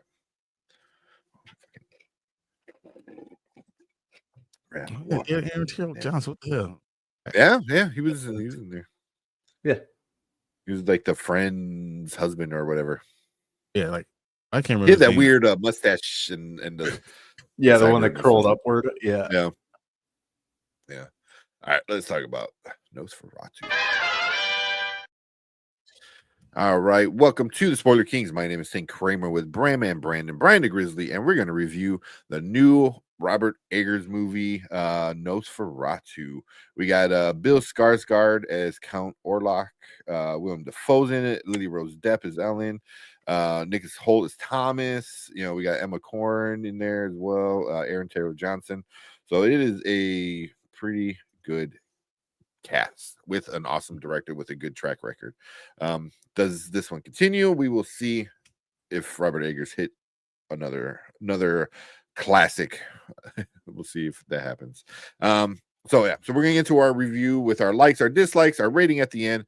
Before we get into that, Brian, you got a rundown of what this one is about? Just gonna see if I can do it with my eyes closed. All right. In the 1830s, estate agent Thomas Huffer travels to Transylvania for a fateful meeting with Count Orlok, prospective client. In his absence, Hutter's new bride, Ellen, is left under the care of their friends, Frederick and Anna Harding. Played by horrific visions and an increasingly sense of dread, Ellen soon encounters an evil force that's far beyond her control. And yeah, that's the movie. That's exactly it. Yeah. Why are you leaving your wife? Whatever. Yeah, You gotta go to work, man. I guess. Hey, she gets in the back. Yeah, right. Yeah, like I said, it's Robert Eggers' fourth movie, I believe. Mm-hmm. Fourth major movie, I want to say.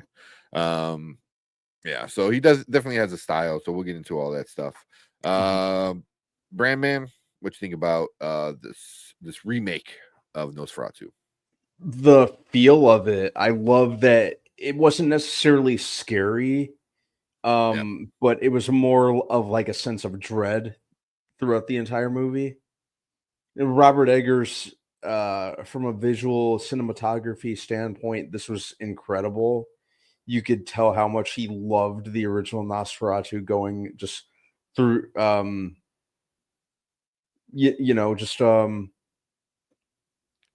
based on his visual approach. I think that his visual approach really lends itself to something to like Nosferatu. Just look at the Northman, the Witch, the Lighthouse. So, and I'm trying to figure out how to word this the most aptly, but in addition to the sense of dread that you feel throughout the entire movie, it's almost like, to me, like, especially since the movie took place in the thick of winter, I even felt cold watching the movie, if that makes sense. Yeah. You know, but the cinematography wise, I thought the acting was on point. I was never really like wowed or blown away by Lily Rose Depp as an actress, but I think so far this is probably my favorite thing from her that I've seen her in. And I thought she did a great job, which kind of makes me feel like Robert Eggers is very good at directing actors. He's not good at just directing his movie, his whether it be adaptations like this or something that he wrote and came up with himself. But I think he's really, really good with directing actors and making them work to his advantage. Hence why Lily Rose Depp really held her own alongside an entire cast of other actors who've been doing this for years and years. And, obviously I got to give my props to Bill Skarsgård. The dude killed it. tall, creepy beings are where he excels. Give him that weird mouth droop thing that he does. That he does so well. Yeah. Yep. Yeah. Okay. Brian, what about you? What you like about this movie? Okay, so I thought the original Nosferatu, I mean the screenplay, the idea of it is brilliant, right? It's one of the best things ever. Like, so I feel like Eggers didn't have to do much as far as the directing of the shots for shots. I think he knew the epic shots that he needed to hit. It's like you have a North Star, and I felt like he knew exactly what he had to hit, and he did it. He literally did it. But I don't want to give him like this, like he created the shot, because a lot of these shots were epic shots that are already there, like or the Nosferatu, theme. That's what it is, But he hit the feeling. I would say that the feeling, you felt it the entire time. I think everyone, I mean, it was just beautifully shot. The people looked awesome. The girls were beautiful. Bill Skarsgård was creepy as all get out.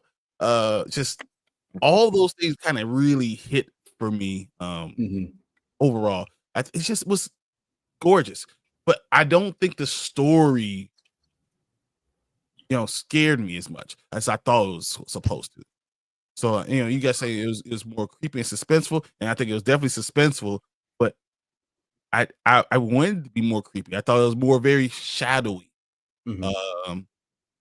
Like it's more of a psychological, this is what could be there more than what's in your face. And I thought it could have been even more revealed to be in your face a little bit more, but I enjoyed it. I enjoyed it. I only had to look away like 15 times. With it, nice. And you saying like not scary, but like suspenseful and stuff. I saw somebody say it was haunting, and I think that's a really good way to put it. Because it's not scary, and it's not in your face, and I appreciate that it's not in your face in this world of like jump scares and stuff like that. Like being in the shadows and lurking and always feeling this presence of death almost, just like, I thought that was super well done, and then Eggers with the shots he did during the day, I thought were very interesting, but this movie works best in like the shadows. Like you watch it in the theater, everything's dark and pitch black. Even when this comes out at home, you watch it in the dark, and it works the best with something like that. Now Brian's gonna have every light. You got a flashlight just in case. I need everyone home. I'm not watching that alone either. I don't need the house creaking or nothing. Nah, I'm good. Yeah, but this one definitely like worth the hype, from a great director, and all the cast was great. I really have to give like props to what's her name, the Lily Rose Depp. I did not expect her to be good. She knocked it out of the park with this. Like she, like between like the physicalness that she had to do with a lot of this weird movement of being possessed and stuff, to just being like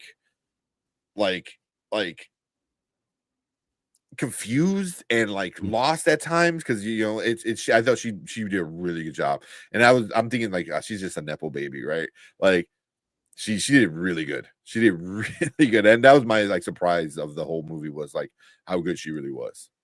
Everyone else I expect Willem Dafoe to be awesome, because he is, he's Willem Dafoe. Skarsgård, Nicholas Hoult, they were all amazing. Even Aaron Taylor Johnson was in this. Coming off of Craven, is like Craven, this saved his career. He's like, because he was really good in this one as well, for being that side character. But all the performances were great. I thought it was shot gorgeously. Brian said that gothic, vibe of everything. It's like what, 1800s. I forgot what year. It's definitely 19th century. Transylvania. You felt the 19th century Transylvania. So it felt scary, and it just had that vibe, like that dark and glooming, haunting vibe the entire time. Like what's real and what's not real, and at any moment this guy can like just be there, So, but cool. That's our likes. We'll get into our dislikes. Brandman, what do you have any issues with the movie? Any problems? Some of the runtime could have been trimmed a little bit. There were parts where it kind of dragged. Yeah, I'd say that's my number one thing. Eggers did get a little self-indulgent with his framing and shooting of certain scenes, and at times I think that's what he was kind of thinking when it came to padding the runtime. I think that was my main. Yeah, that was probably my main thing. Yeah. Mm-hmm. Okay. What about you, Brian? Any issues? It's gonna sound really, really weird, but the music was so dreadful. Mm-hmm. It's so dreadful. Like it was almost too much. Like felt like you couldn't breathe. Like all I felt was the dread and the despair, and it filled up the entire room a lot, and which is usually really, really good, but because there was nothing light about it, I felt like something is darker when you have something light to compare it to. Sometimes I felt like it was a little bit too dark, too much dread. There was nothing to compare to a little bit. But I mean, that's literally me just grasping at straws. Like I'm like, it's still good, but I do feel that way. I did feel it's a little long. I did feel like the music was a little bit dreadful, but yeah, it was good.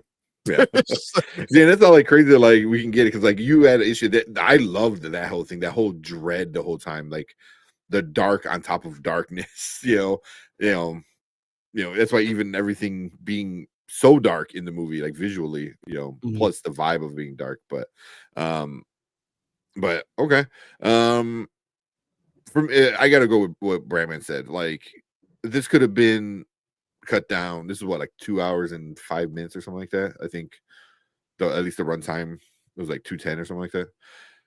Yeah, you could have cut like 20 minutes minimum. The beginning of it was a little draggy. I think you could have jumped through things a lot of setup.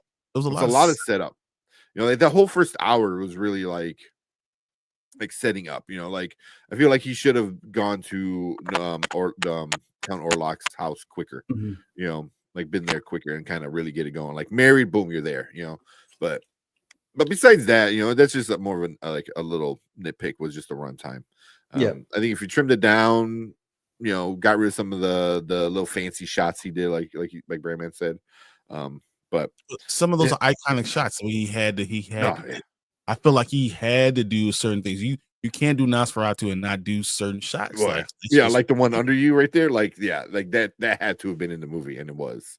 So there's just some other ones. But 20 minutes. I think you could have got it under 2 hours for sure. And I think it would have been a little bit of a better paced movie. But besides that, one thing I do see a lot of people complaining about the way Count Orlok looks.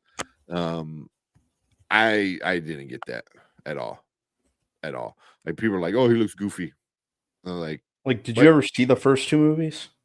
Yeah. I'm like, well, I don't want to ruin it. I guess that we are the spoiler king, so we do spoilers. He has a mustache in this one. Yeah. That's and people are like, I've seen a lot of like, oh, why'd you look like Eggman? I'm like, you're stupid. I'm sorry. Eggman. That's funny. Like because they both have big mustaches. Okay. It's like that's not what it looks like. No. Like, he was creepy. He was super creepy. And for people to be like, oh, he looked kind of goofy. I was like, what? Because he had a big mustache. Like no. No, I think what it is the idea of him was creepier than the look of him. But isn't that true for everything? Yeah, just the about right. Idea is way worse than what you actually see because you can't make your deepest, darkest fear. You can't make it for everybody. Exactly. Yeah. By the way, while you guys were talking, we were back. Use the bathroom. Yeah. All right. Yeah. So, yeah. I mean, yeah. Besides that, then we'll get into our ratings once he comes back. he was falling asleep. But yeah, I see people talking about that. I was like, it didn't make sense to me because, like, literally, well, I didn't understand him needing to have a mustache, but so yeah. I thought it was interesting. It was definitely an interesting like way to go with this character, you know, because like the original Nosferatu was, you know, all white, you know, pasty, like no hair kind of thing. You know, this one he had some hair on his head. It was very blotchy, you know, but like when you finally see him, he doesn't look like good, you know, he's all hunched over and he wears that fur jacket. I thought that was really freaky. You know, he had that giant jacket with the fur around the collar. Yeah, I was like, that added like some animalistic kind of like to him, you know. I thought that was creepy. If I'm gonna be honest, it did give me vibes of Hunchback of Notre Dame.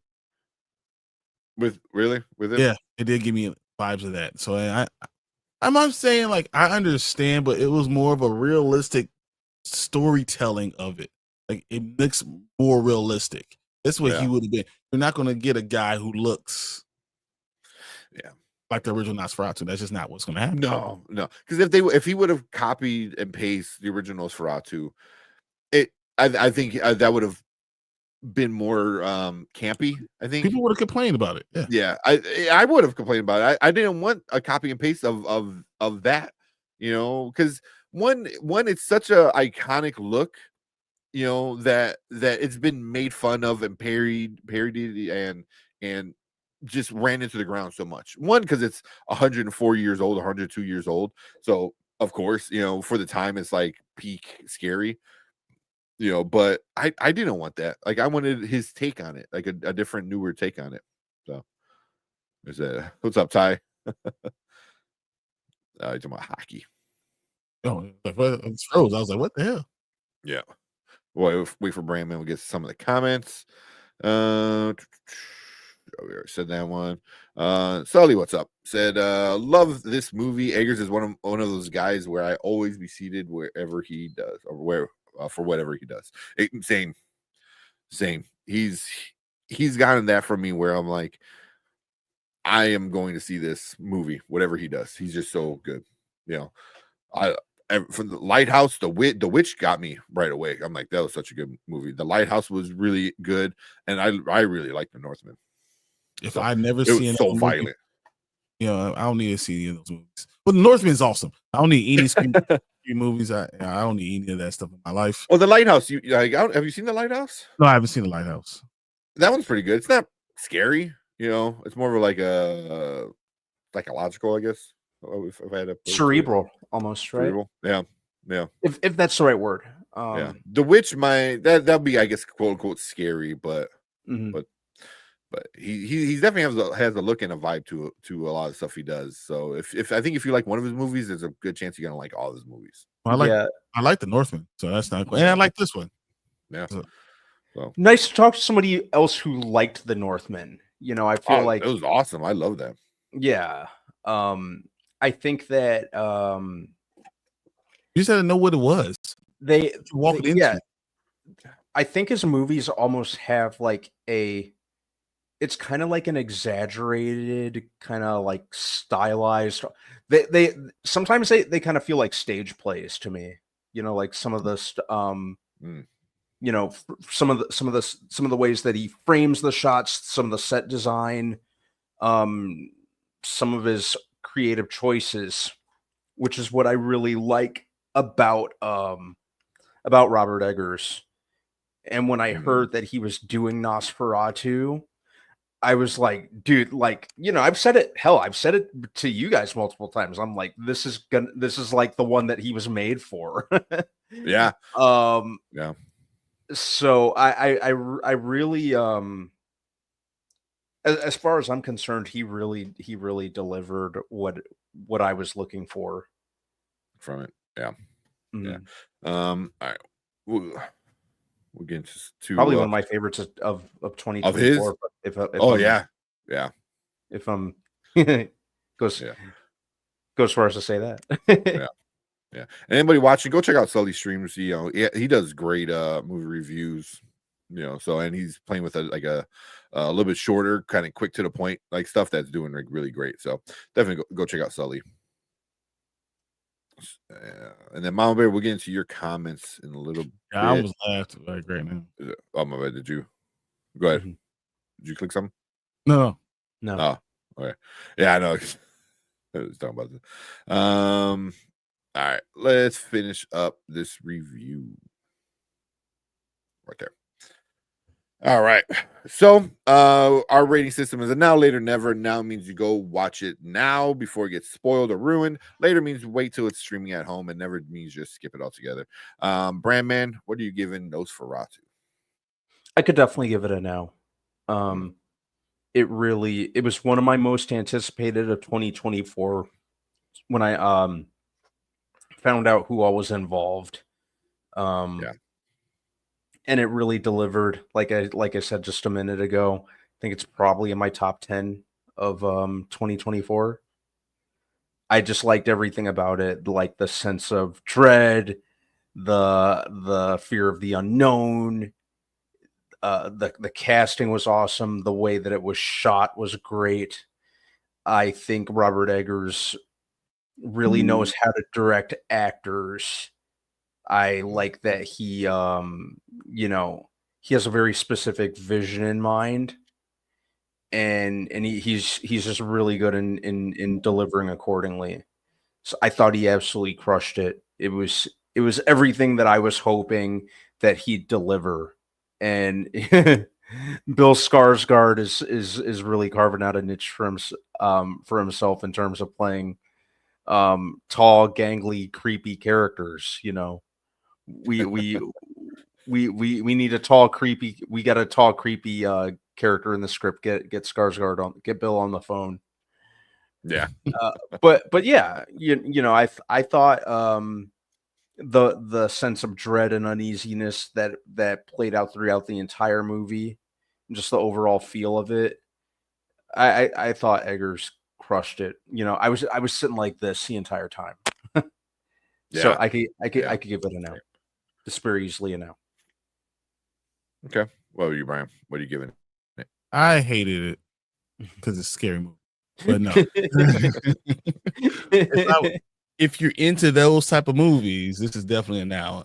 Suspenseful, very good scenery. Like you felt everything that was going on. It's a now. It's just not for me. I'm not going to go see this again. I'm not going to go, get it on. I didn't go pre-order Nosferatu. No, I'm not going to be doing that. I don't need that in my life. I don't need it in my house. But that's just not me. I think life is already scary enough. I don't need monsters coming after me. Hey, that's it. But as far as the movie part, it's a good movie, and he did a great job directing it. And I got through. So that's you survived. Yeah, for me, this is a now, man. This is definitely one of my best movies. I think it's gonna be somewhere in my top 5, honestly, for the year.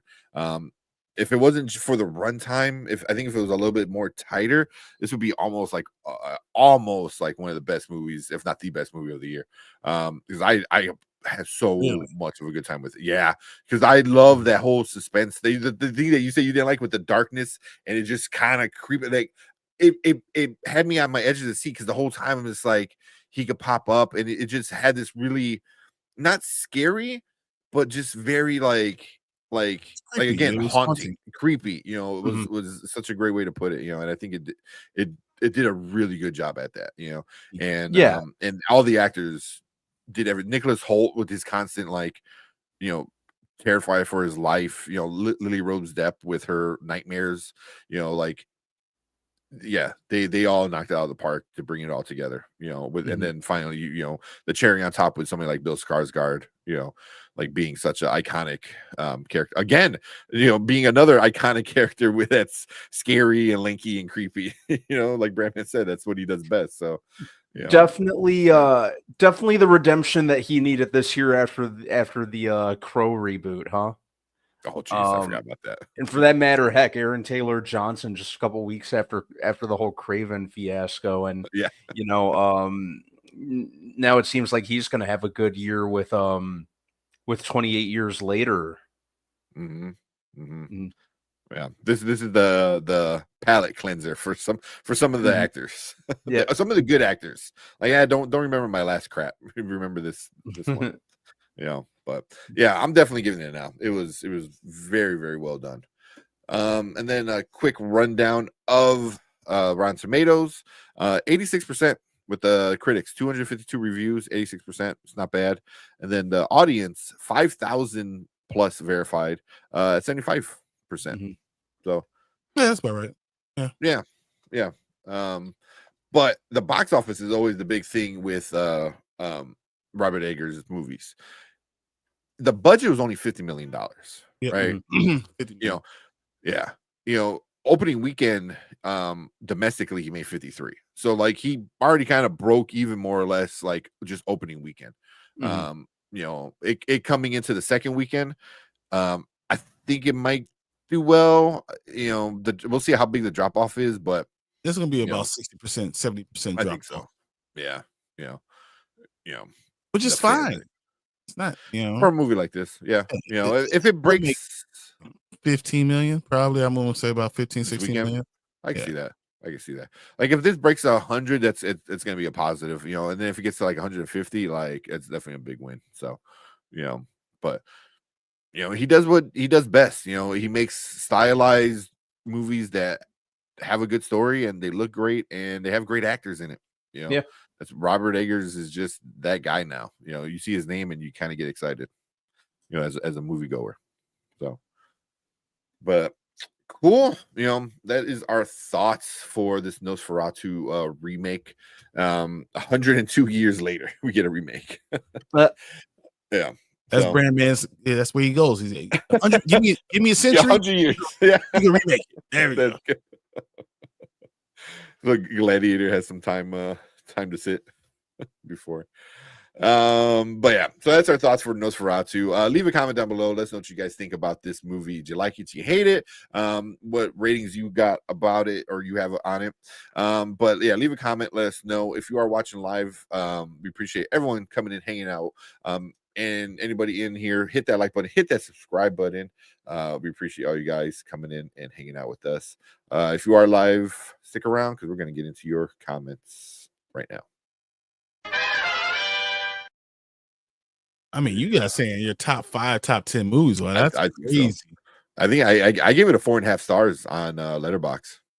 Yeah, I got to put up my Letterboxd review for it. Yeah, it would. I would honestly think about giving it a 5-star if it was a little bit tighter. If it was just a little bit tighter, in the front half of the movie. Yeah, because that second half was so good. I like other movies more than I like this movie, but that's hey, that's fine. Like, I have Conclave up there. Conclave is up there. Substance was up there for me. Conclave was up there. For me. What's that other one? That one I saw. I just had it in my mind. Oh, of course, Doom Part 2 for me. Doom Part 2 is number 1 for me. Inside Out 2 is there for me. Like, those are movies I really I enjoyed. Bad Boys, I enjoy those. Furiosa. People don't like it. I thought it was awesome. I thought Furiosa was great. Those are my Civil War. That Civil War movie. Civil War was good. That movie. Those are movies I'm like, man, I can't even, can't touch that. That's for me. The Civil War was. Do I not have it on here? It was good, but the ending kind of almost ruined the movie for me. I didn't even care about it. When what her husband says, hey, so he's like, we're American. He's like, what type of American are you? Yeah. And then that whole scene, seeing all the bodies, that movie freaked me dust. I was with Meth Damon. Yeah, Meth Damon. Yeah. But that's not even the best scene of that movie, because I think later on with the sniper, and they're like, do you know what side he's on? And they're like, no. Like, it don't matter. He's trying to kill me. We're trying to kill them. I'm like, that's wild. That's wild. That's even more extreme than even asking what kind of American. It's like, it doesn't even matter. They could be on the same side. They don't even know. All they know is they're trying to kill each other. Oh, I don't know, because the fact that it wasn't that he said that, it's the fact that they're dumping the bodies by the truckload. Oh, yeah. Yeah. That was the thing. They were literally dumping bodies. Just, oh my God, that movie's that was sad. Whew, man. Yeah. But my biggest issue was the end. It did not stick the landing, man. It was such a horrible ending of that for that movie. I can't even tell you what the ending was. I think about that, but, you know, the wild robot is there for me. You know, I don't know. Yeah. Well, we'll be coming out with our top or best of and worst of 2024. So we'll probably, Transformers 1. The more I'm going through my list, like Transformers 1 is definitely on my list. These are just awesome movies. So I don't know. But then again, of course, a suspense horror, not horror, a scary movie is not going to be on my list. Oh yeah, I can acknowledge it, but it's not going to be on my list. Yeah, so. yeah. Or Ty saying I like the ending. It felt realistic and unnerving. Yep. I thought it was too realistic. That's how it works, and everyone dies. I didn't like that aside one. Because a movie like that, you should not have said, because I don't know who the good guys are. But that's why who side can win, because someone's always going to win and someone's always going to lose. Yeah, but in a movie like that, where you're trying to show how bad, you know, this, like, how a civil war could be, and you're showing, like, you know, a side losing, you know, theoretically America loses. Like, I don't know if that's like. That's real though. Yeah. It's scary. Yeah. And it's realistic. Yeah. So, I don't know. I put Nosferatu right there about like Texas, Florida, and California are never teaming up, so that's super unrealistic. You just pick countries, that's all. I mean, states that could be a country. That's all that was. Yeah. I mean, California, because California fucking basically is its own country with like the 5th highest GDP in the world or some shit like that. A state. Texas has more land mass than 40% of other countries. Like, so I mean, and if you ever been to Florida, you know that's a totally different place. Definitely. Yeah. There's a reason why it's called Florida, man. It said Nosferatu, fun for the whole family. Yeah, exactly. Midsummer was also fun for the family. Yeah. Sheet in the house said Brian gonna time out one day, so I'll stop making smartass comments while he's trying to be serious. I need a break. Let me concentrate. Never gonna time you out. Yeah. All you need is Texas and Florida to team up, and it's over. Yeah, no. They would. I mean, they would. 100%. They would. Yeah. I don't know.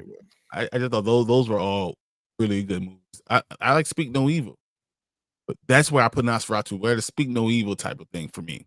That's because I don't like scary movies. So that's just Speak No Evil. Which one? James McAvoy. Yeah. And he comes to that house. Oh shit! Yeah, damn, I don't have it on this list. You know. Yeah, I gotta add that.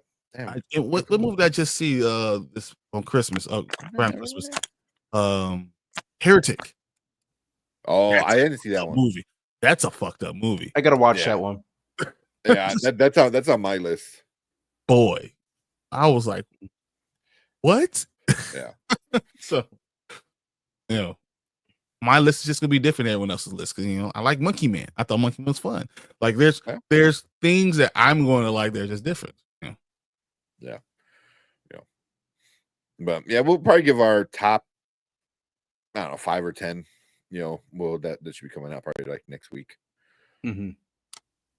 Yeah. But yeah, because there's that, like a lot of people are like, oh, there wasn't a lot of good movies out this year. I was like, what? There was a lot. There's actually a lot of good movies. There's movies you can argue. There's movies that didn't do well at the box office that should have done better, but there's a lot of like, Transformers 1 is a perfect example, Conclave, it's gonna be up for a bunch of awards, but that was so good. Oh, it was so good. I tell everybody about it, and Erica's like, okay, I get it. I'm like, no, you don't, like, you don't understand till you watch it. The reveal was like the reveal, but the whole story from beginning to end was just so good. You're on the edge of your seat the whole time.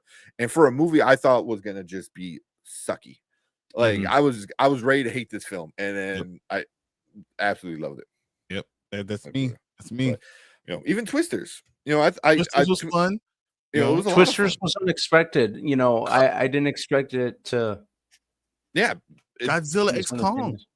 Godzilla X Kong. I liked it.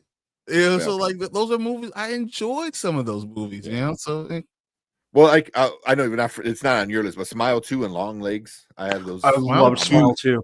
I know. I recognize Smile 2. Like the first Smile, and then seeing that one, the way they did it at the end. Oh my god, that's so. Smile 2 is good. Smile 2 was Long great. Legs was good. I had a lot of fun with Abigail. Alien Romulus. I thought that Alien was Romulus. Yeah. It was a return to form. It brought Alien back to what I associate with Alien. Yeah, I had a lot of fun with Beekeeper. They're just when you start looking at and really looking at these movies. I had a lot of fun with the movies this year. Mm-hmm. Yeah. Oh yeah. Heck yeah. Yeah. I see people like, oh, it wasn't that great of a movie. Like I was like. I'm like, yeah, it was pretty good. Beekeeper was fun in its execution. It was very much like it was a throwback type, kind of 80s B movie vibe to it that I just really enjoyed. Yeah.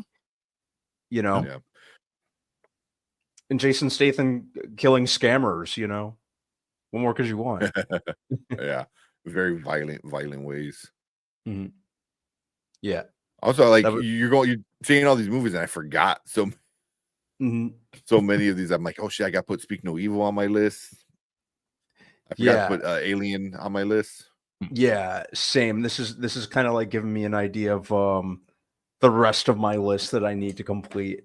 I know I'm gonna like some things that other people are just like, it's okay, but I enjoy it. So I think it was a really good. There's a lot of these movies are really good this year. Yeah. Yeah. You can argue box office, blah blah blah, but when you're just looking at a movie, whether it's good or bad, like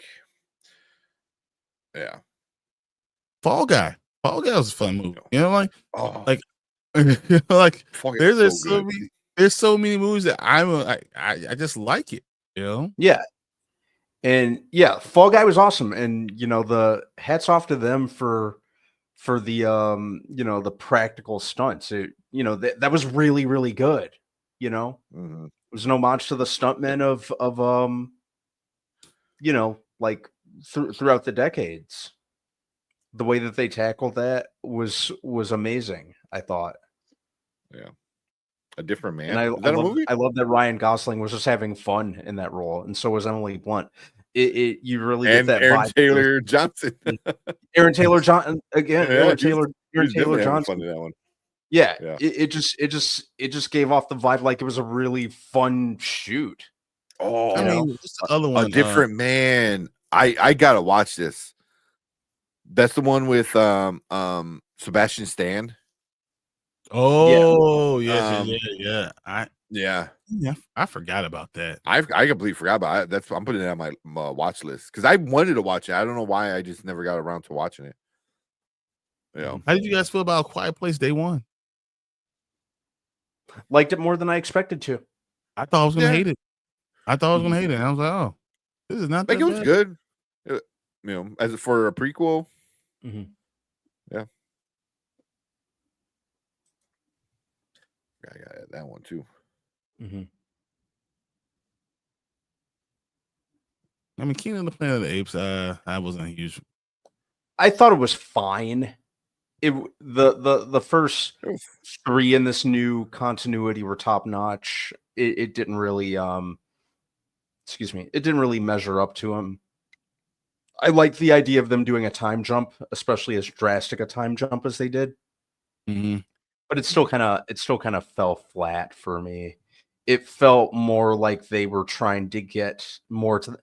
It felt like they were more fixated on getting to the next movie rather than telling this story. Yeah, it didn't work for me. Like It was starting fine.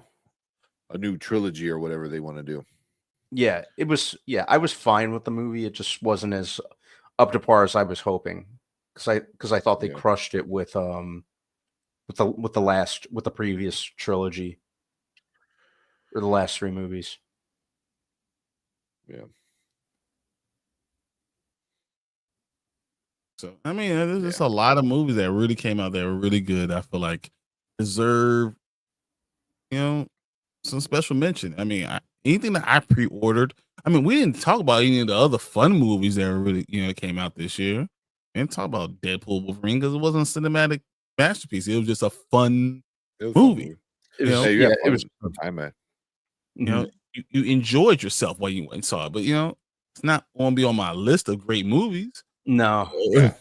Well, no. I mean, I wouldn't even count it as an MCU movie, so it's not. It's not an MCU movie because then he's not in the MCU universe, but for 5 minutes, if that, yeah. And the only person he talks to is Happy. Happy, yeah. Happy. A couple TVA guys. I mean, what else did you like? Roadhouse was fun. Roadhouse was fun. It was good. Ricky Stenicki, I thought was a bad movie, but it was a good bad movie. It was like a funny, goofy bad movie. I almost forgot about Ricky Stenicki. Yeah, it was really stupid, but I had a fun time with it. Rebel Ridge. Rebel Ridge was awesome. Rebel Ridge was awesome. There's just gonna be a lot of things that people don't talk about. That these were good movies that came out. So. And when you start adding up your movies, you realize you're really close to 100 movies. I'm surprised because I forgot about. I watched Jack Plot. I watched My Spy, the sequel. I watched a lot of movies. So I've been trying to keep with it, and then I noticed like Alien wasn't on. Speaking of Evil, Abigail wasn't on there. Day One wasn't on there. Was Monkey Man? Monkey Man was on there. So I added those. I'm at 56 right now for the year, which is not bad. Considering, I had a baby this year. Rebel Moon?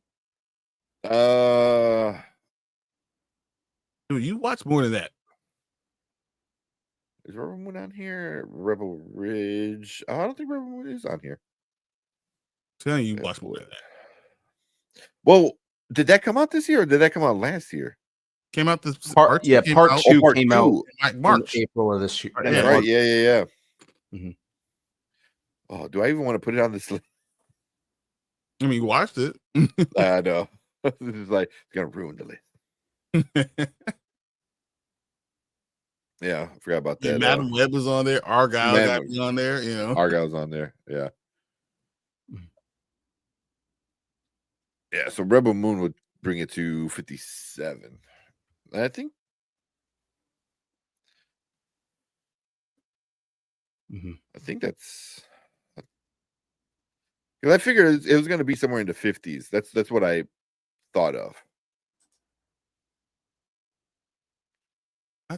I just feel like you're missing some.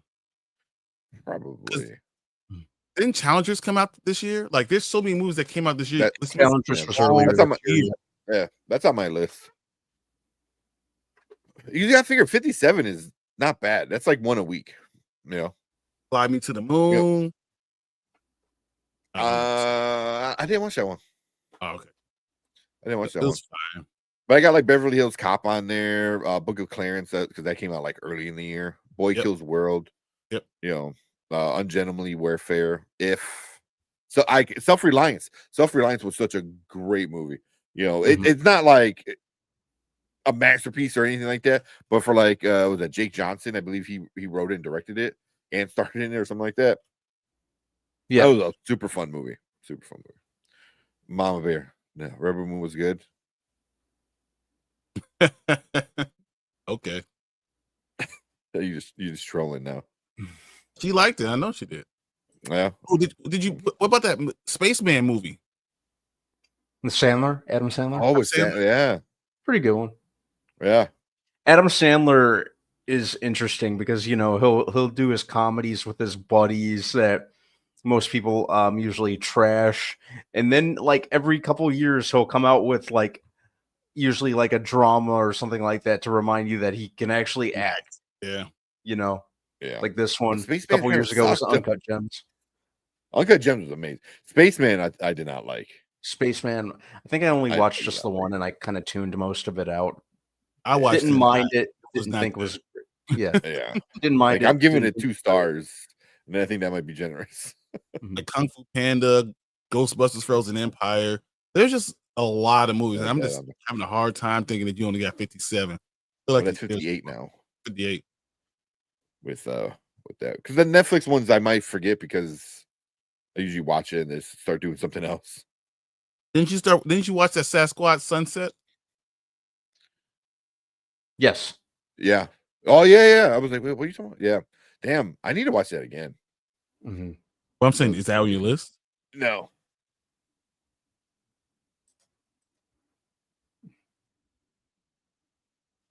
No, I don't think it's on mine either. I'm determined to get you to 60. I forgot about that Sunset. It was another goofy movie, but it was goofy.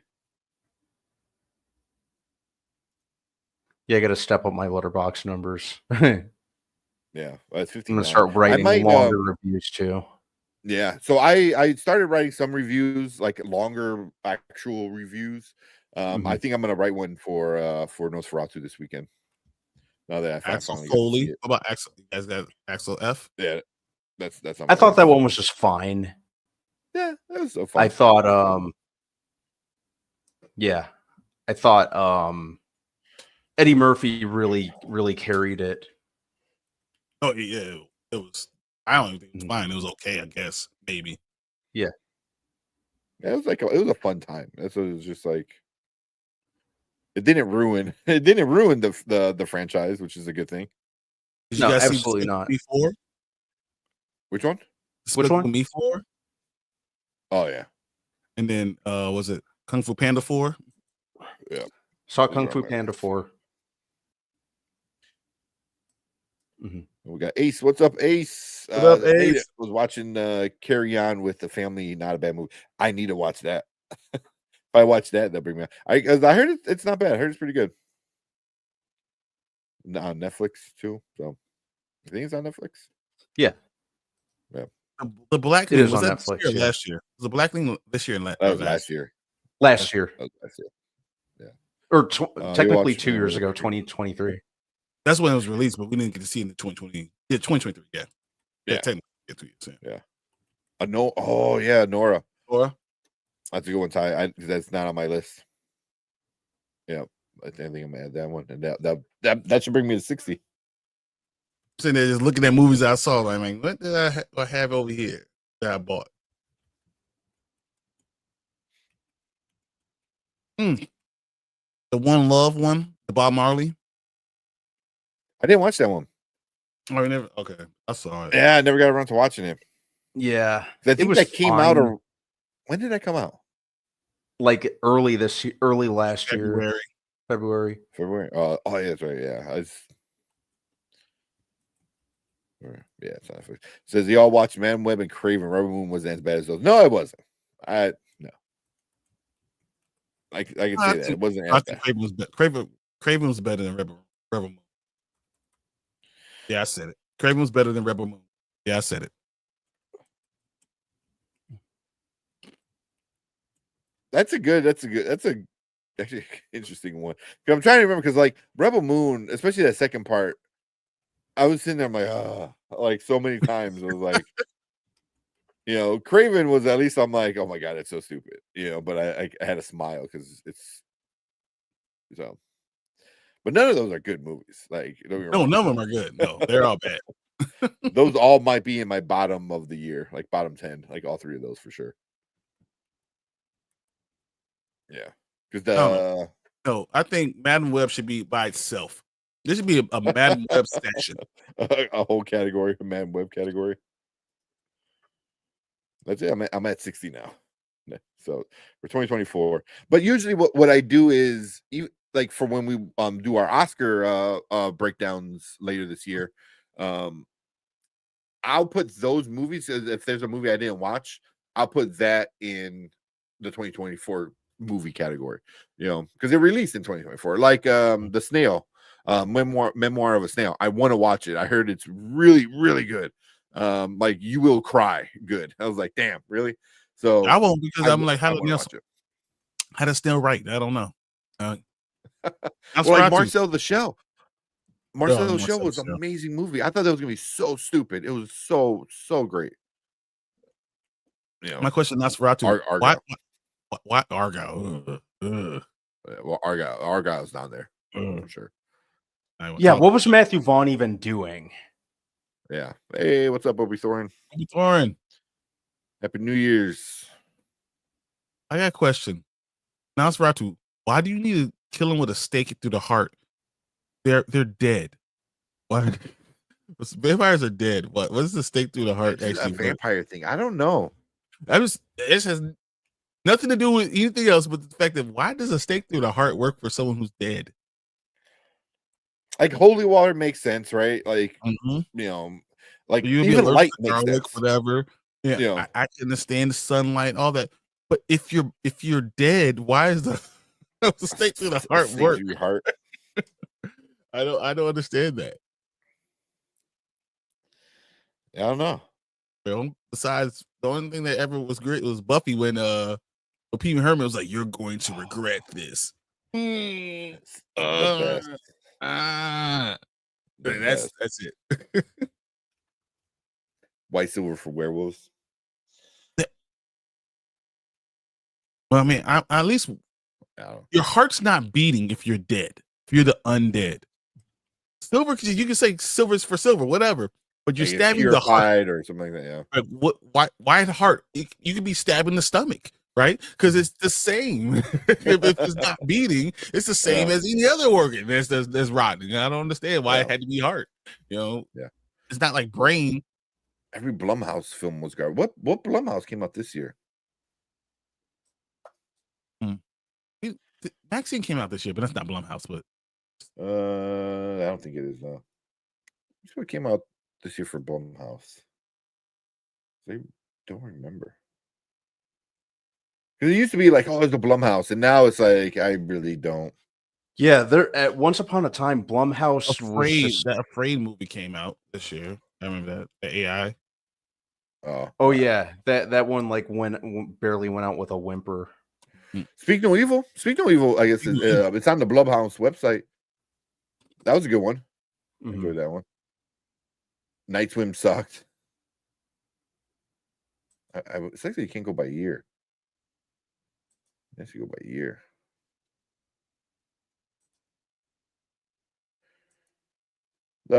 Five Nights at Freddy's. I didn't like it, but it did well. It was fine. It was fine. Yeah. It did well enough for them to make a sequel that comes out later this year.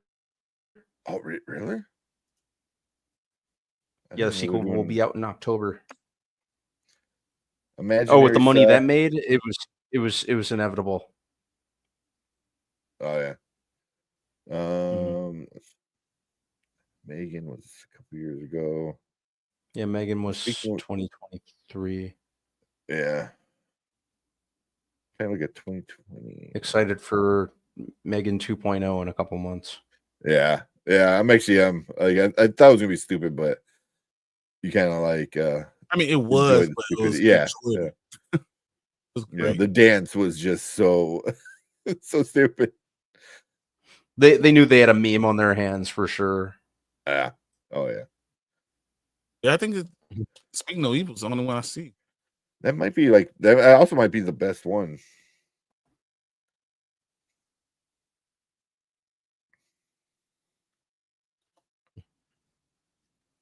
Yeah, that's the only one worth it. It's Five Nights at Freddy's 2023. Yeah. So, oh yeah, that's right. It was right. at the end. Insidious Red Door was 2023. Afraid is the only other one, and that was not. Oh, Imaginary. Imaginary. Yeah, that wasn't good either. No, it was No. And not what Night Swim. And Night Swim sucked too. So you're not wrong, man. I guess they have one good one. Even then, people really didn't like love it. Speaking of Evil is fun. I thought that was good. Oh, here we go. The Wikipedia. Yeah, Night Swim, Imaginary, Afraid, Speaking of Evil, House of Spoils. I don't even know what the hell that one is. That came out in October. Oh, it was an Amazon Prime one though. Smile wasn't Blumhouse. I don't think so. No. I want to say Universal.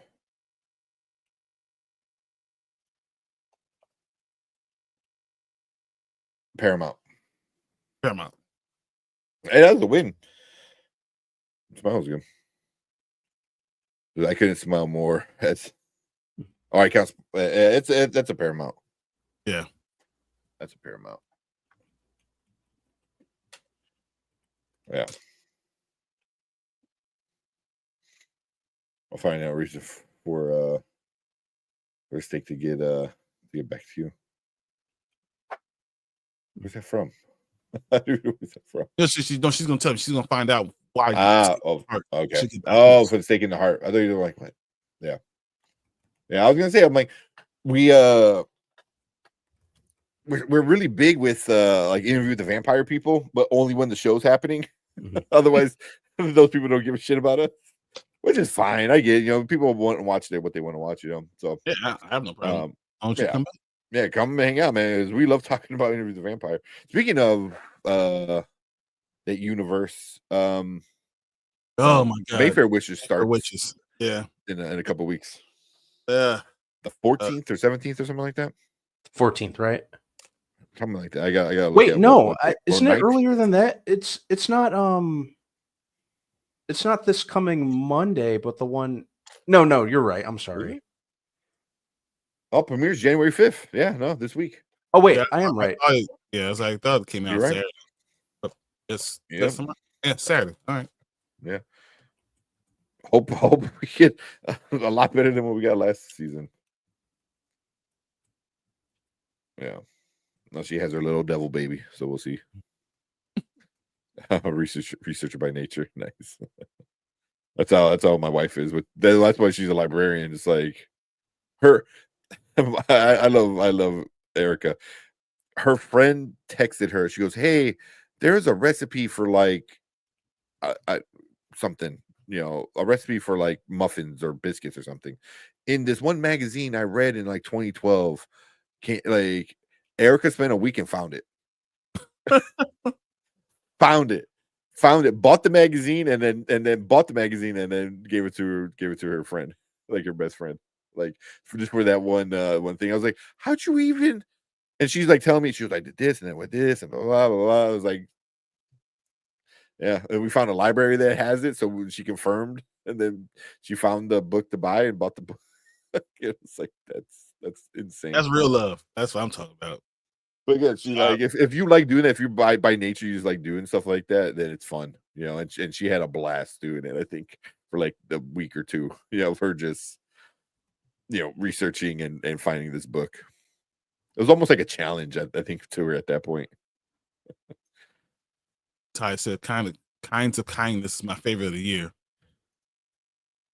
But you like that? What's his name? Yorgos Lanthimos. Lanthimos. Yeah, Blink Twice. I heard good things about. Did hear about Blink Twice. Oh, is that with Channing Tatum. Right? Yeah. Okay. I haven't seen that one yet. With the camera, the Polaroid camera. Yeah. Yeah, it's a marathon of season 1 today. Oh, is there? Oh, Ace, are you into that? Into that whole immortal universe? Because we love, we love Interview with the Vampire. And we were super hyped for Mayfair Witches. And then we were halfway through, we're like, it's not getting better. You know, like a pretty face can only like do so much, and then you're like, yeah. But we'll see, man. Hopefully the second season is better. Oh, we'll watch it. So see. Yeah. I'm so excited about the other spinoff they're doing. The what's the secret group? I want to say Theramascara, but it's oh my god. Talamasca. Yes, yeah. Yeah, that should be coming out pretty soon. Talamasca. Yeah, that should be coming out. Yeah, I'm curious about that one, but I'm just waiting hand and foot on season 3 of Interview with the Vampire. I can't wait. I know since I believe they started filming it like roughly a little over a month ago. They finally started filming it. Did they? I can't wait for it. Yeah, nice. It's Yeah. I think November 30th. They said the end of November we're gonna get it. Nice. Oh, I can't wait. I can't wait. Talamasca. Yeah. Yeah, me too. That's why I say about I can't wait to see season 3, hear the songs, see what they do with it. Yeah, all the trailers are so good, so good. I can't wait for the music. Yeah. I can't wait for the music. Yeah. Especially like reading that apparently like they've written like tons of music apparently for Lestat. I heard that too. Yeah. I wouldn't be surprised if they like released an album like with the season. So I will buy the crap out of it. Interview the Vampire season 3 supposed to drop fall 2025. They're looking at October. I would love it to be October. That'd be great. Interview with a Vampire, dude. That'd be great. Ugh. Right? Yeah, that'd be like perfect timing. One of the best months of the year and one of my favorite shows. What? Isn't that when season 2 was going? Not this. No, it was earlier, right? I think it was earlier in the year. Wasn't it like earlier. June? Yeah, it was way earlier in the year. Yeah, but yeah. Definitely Ace. I don't know if you go like back and watch any of the replay stuff, but like we have our Interview with the Vampire. I might make a playlist with just Immortal Universe stuff and do Mayfair Witches, that Talamasca when it comes out. But Interview with the Vampire were some of the first, if not, I think the first like videos we had that got big, and we started getting like a bunch of subscribers was because of Interview with the Vampire, And there's a lot of comments early on that they're like, so many people are like, I'm so glad you loved it. I was ready to come in here and like argue with 3 straight guys on why you're wrong. And then so many people were like, but then you just said you all loved it. So yeah, it was, it was just so good. So, and we had a lot of, people coming in and hanging out with us for that. So, because they did a good job. And that's why, if it adds to the story, why would I hate anything that adds to a story? Oh, absolutely. Yeah. And I liked that they spent 2 seasons telling that story. I think they knew I think they know what works in terms of how long to tell like a specific section of Anne Rice's Vampire Chronicles. 2 seasons was good for Louis' side of the story. Kind of makes me curious to see how long they're going to go with Lestat's, if it's going to be 1 or if it's going to be 2. I'm hoping it's going to be 1. It could be 1, and then I could see them segueing into Queen of the Damned. Do they go Queen of the Damned next? What's that? So. Do they go Queen of the Damned next? I think it would be the next logical step. Do Vampire Lestat and then do Queen of the Damned, which could be more of an ensemble with different vampires, not just Lestat.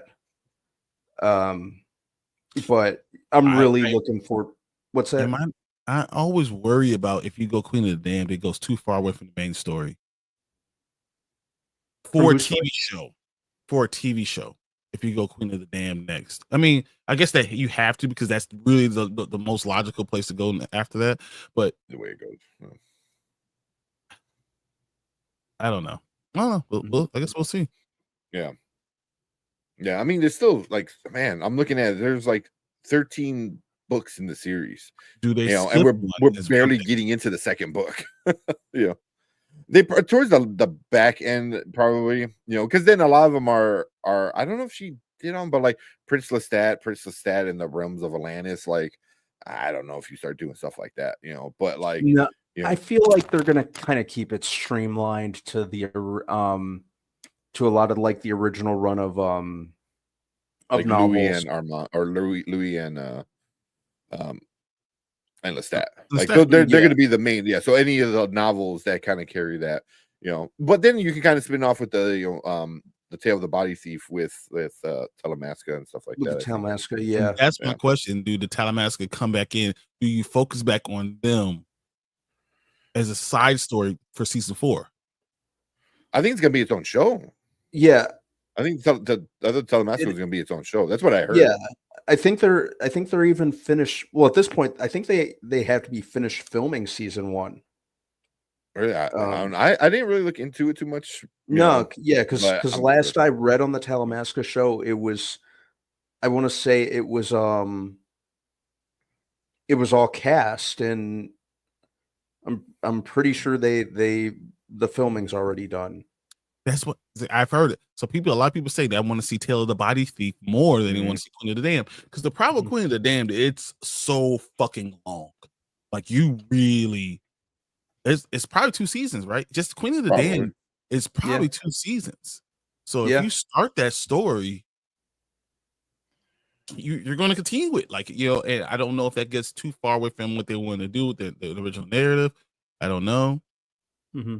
But Tale of the Body Thief might be cool. Yeah. There's a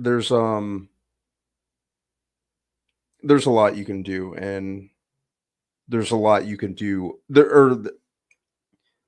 I'm more comfy that they'll do it justice. Or not do they do 1 season of Lestat and then they go to Vampire Armand? Like they could do that. Like, kind of fill in. Yeah. I think 10 seasons, and then that way you stretching it out. Because I'm saying Queen of the Damned has got to be 2 seasons. I just don't think you can do it in 1. No, I think 2 will be the best course of action. Like I said, you could do Vampire Lestat in 1. Because really, if you dig down to the if you dig it down to the nitty gritty of it, Vampire Lestat is just Lestat's origin, him being a rock star. Yeah. And so I think 1 season is good enough for that. You don't want to wear out your welcome with certain storylines. Yeah. Well, this is what I got about the Talamasca. One, they brought on William Fichtner. So they got him, which is a fairly big-ish name, for a TV show. Very familiar and well-known face. Yeah. At least. Yeah. If you don't know his name, you definitely know his face. Yeah, 100%. Because he's been in a bunch of movies. But they greenlit the show in June. They ordered 6 episodes, right? Only 6, which kind of sucks. It went in production. When did this article come out? It went in production in like October. Yes, you do. And then it's supposed to come out late 2025. Mm-hmm. So here's the problem with the Vampire Lestat. Can you go that long without having Louis? If you're really diving into the Vampire Lestat, the first I think they're going to change a little bit. You're going to have to change it because Louis is going to be outside that story. He is not the focus of that story. I think that's the beauty of the Vampire Chronicles.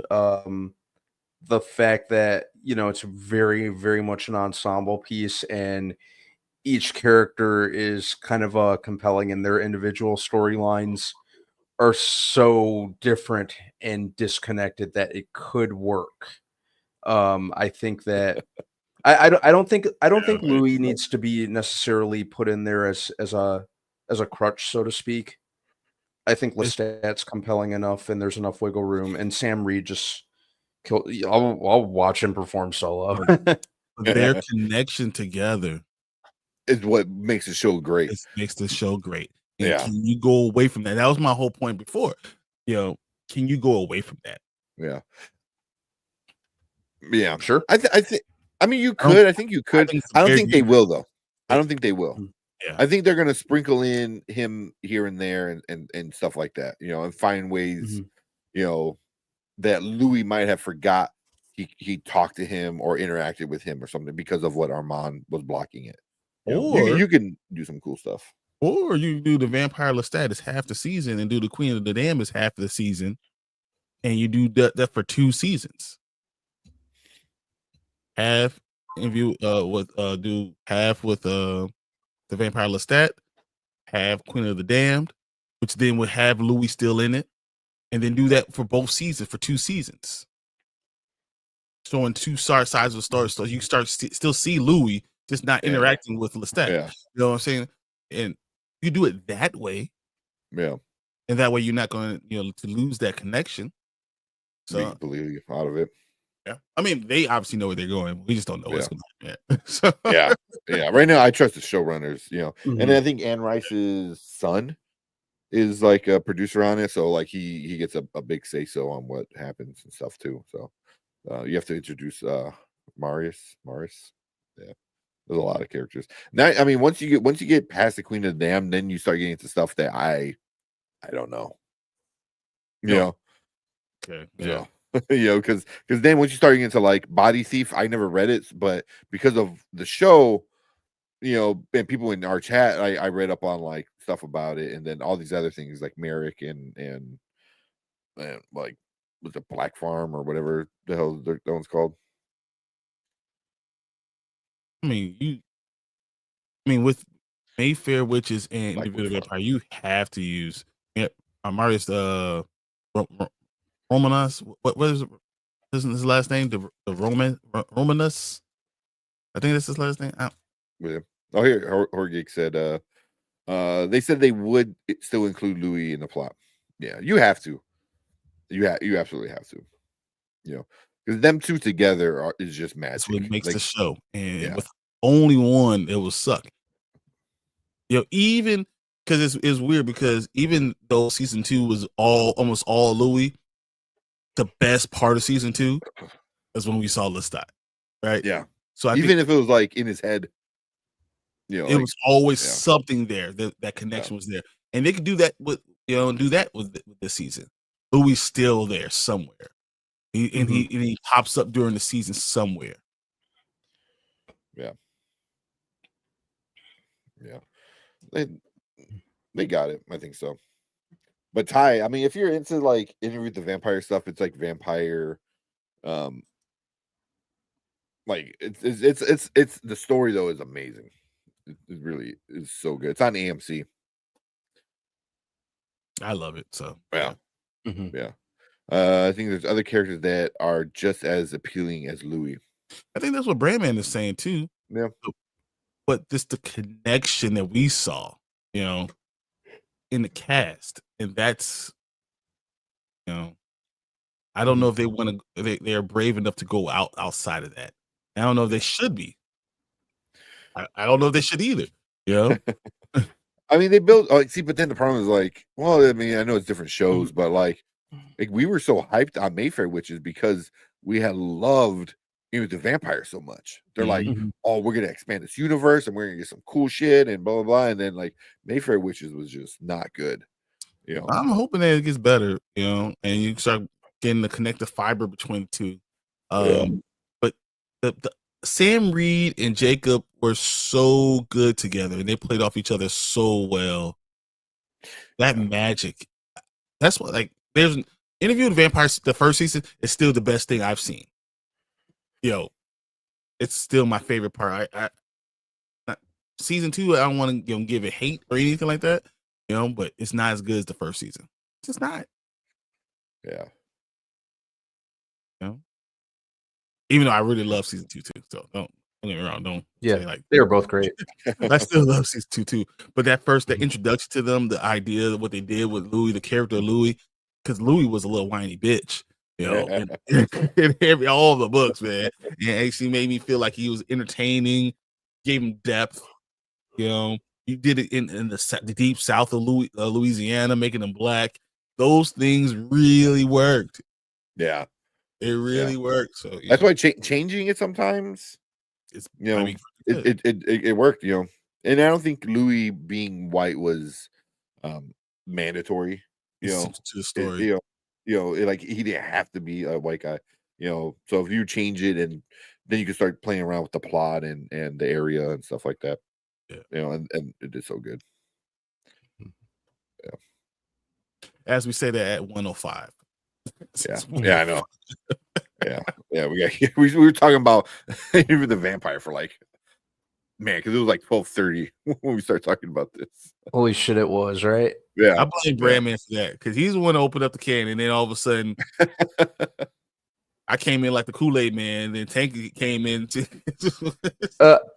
he's busting down walls, and then we could just enjoy Interview with the Vampire, because that's how much we love the show.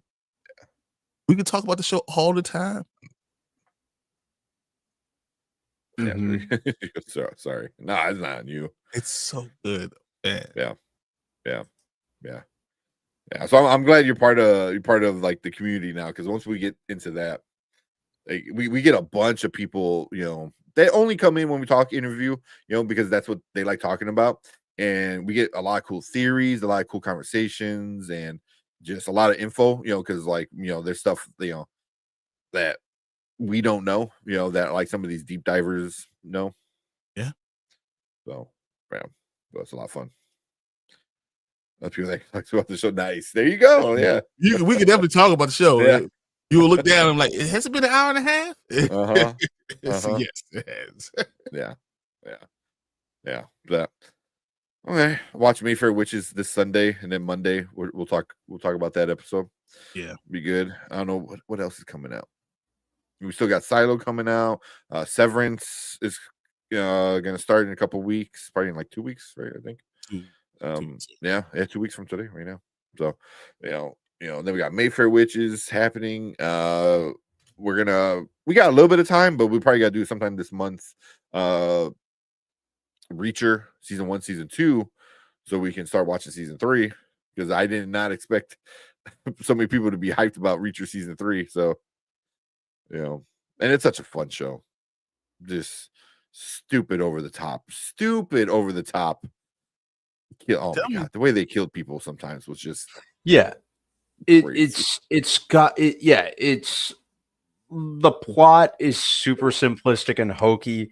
Just a badass drifter going from town to town and basically cleaning up trouble. Yeah. Kung Fu the Legend continues. Yeah, pretty much. Land with way more blood. Just way more blood. Yeah. All right. One more episode of Commandos. Yeah, see how that ends it all up. Yeah, so there's still a lot of TV stuff that we're gonna get into, and obviously all the movies that are gonna start coming out. But cool. Yeah, he's literally MacGyver on steroids. Oh, that's right. I won't say steroids. It's a pretty apt description. He's not HGH. There you go. All right. Well, yeah, cool. Let's get out of here. Appreciate everyone coming in, hanging out with us. Appreciate who's it? Give us the money, the super chat. Collector Movie Man. Thank you so much. Yes, for the super. And I was gonna say we're supposed to watch Black Bag. Oh yeah.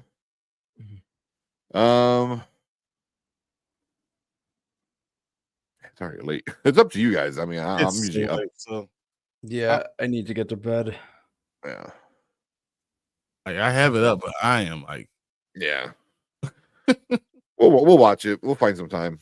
You know, maybe Saturday we'll do our best and worst. That shouldn't take too long. You know, that's literally just us reading off a list, and then we could do maybe a couple trailer reactions. We'll see. That was good. Yeah, but yeah, we'll do that. But cool. Appreciate everyone. Have a fun weekend.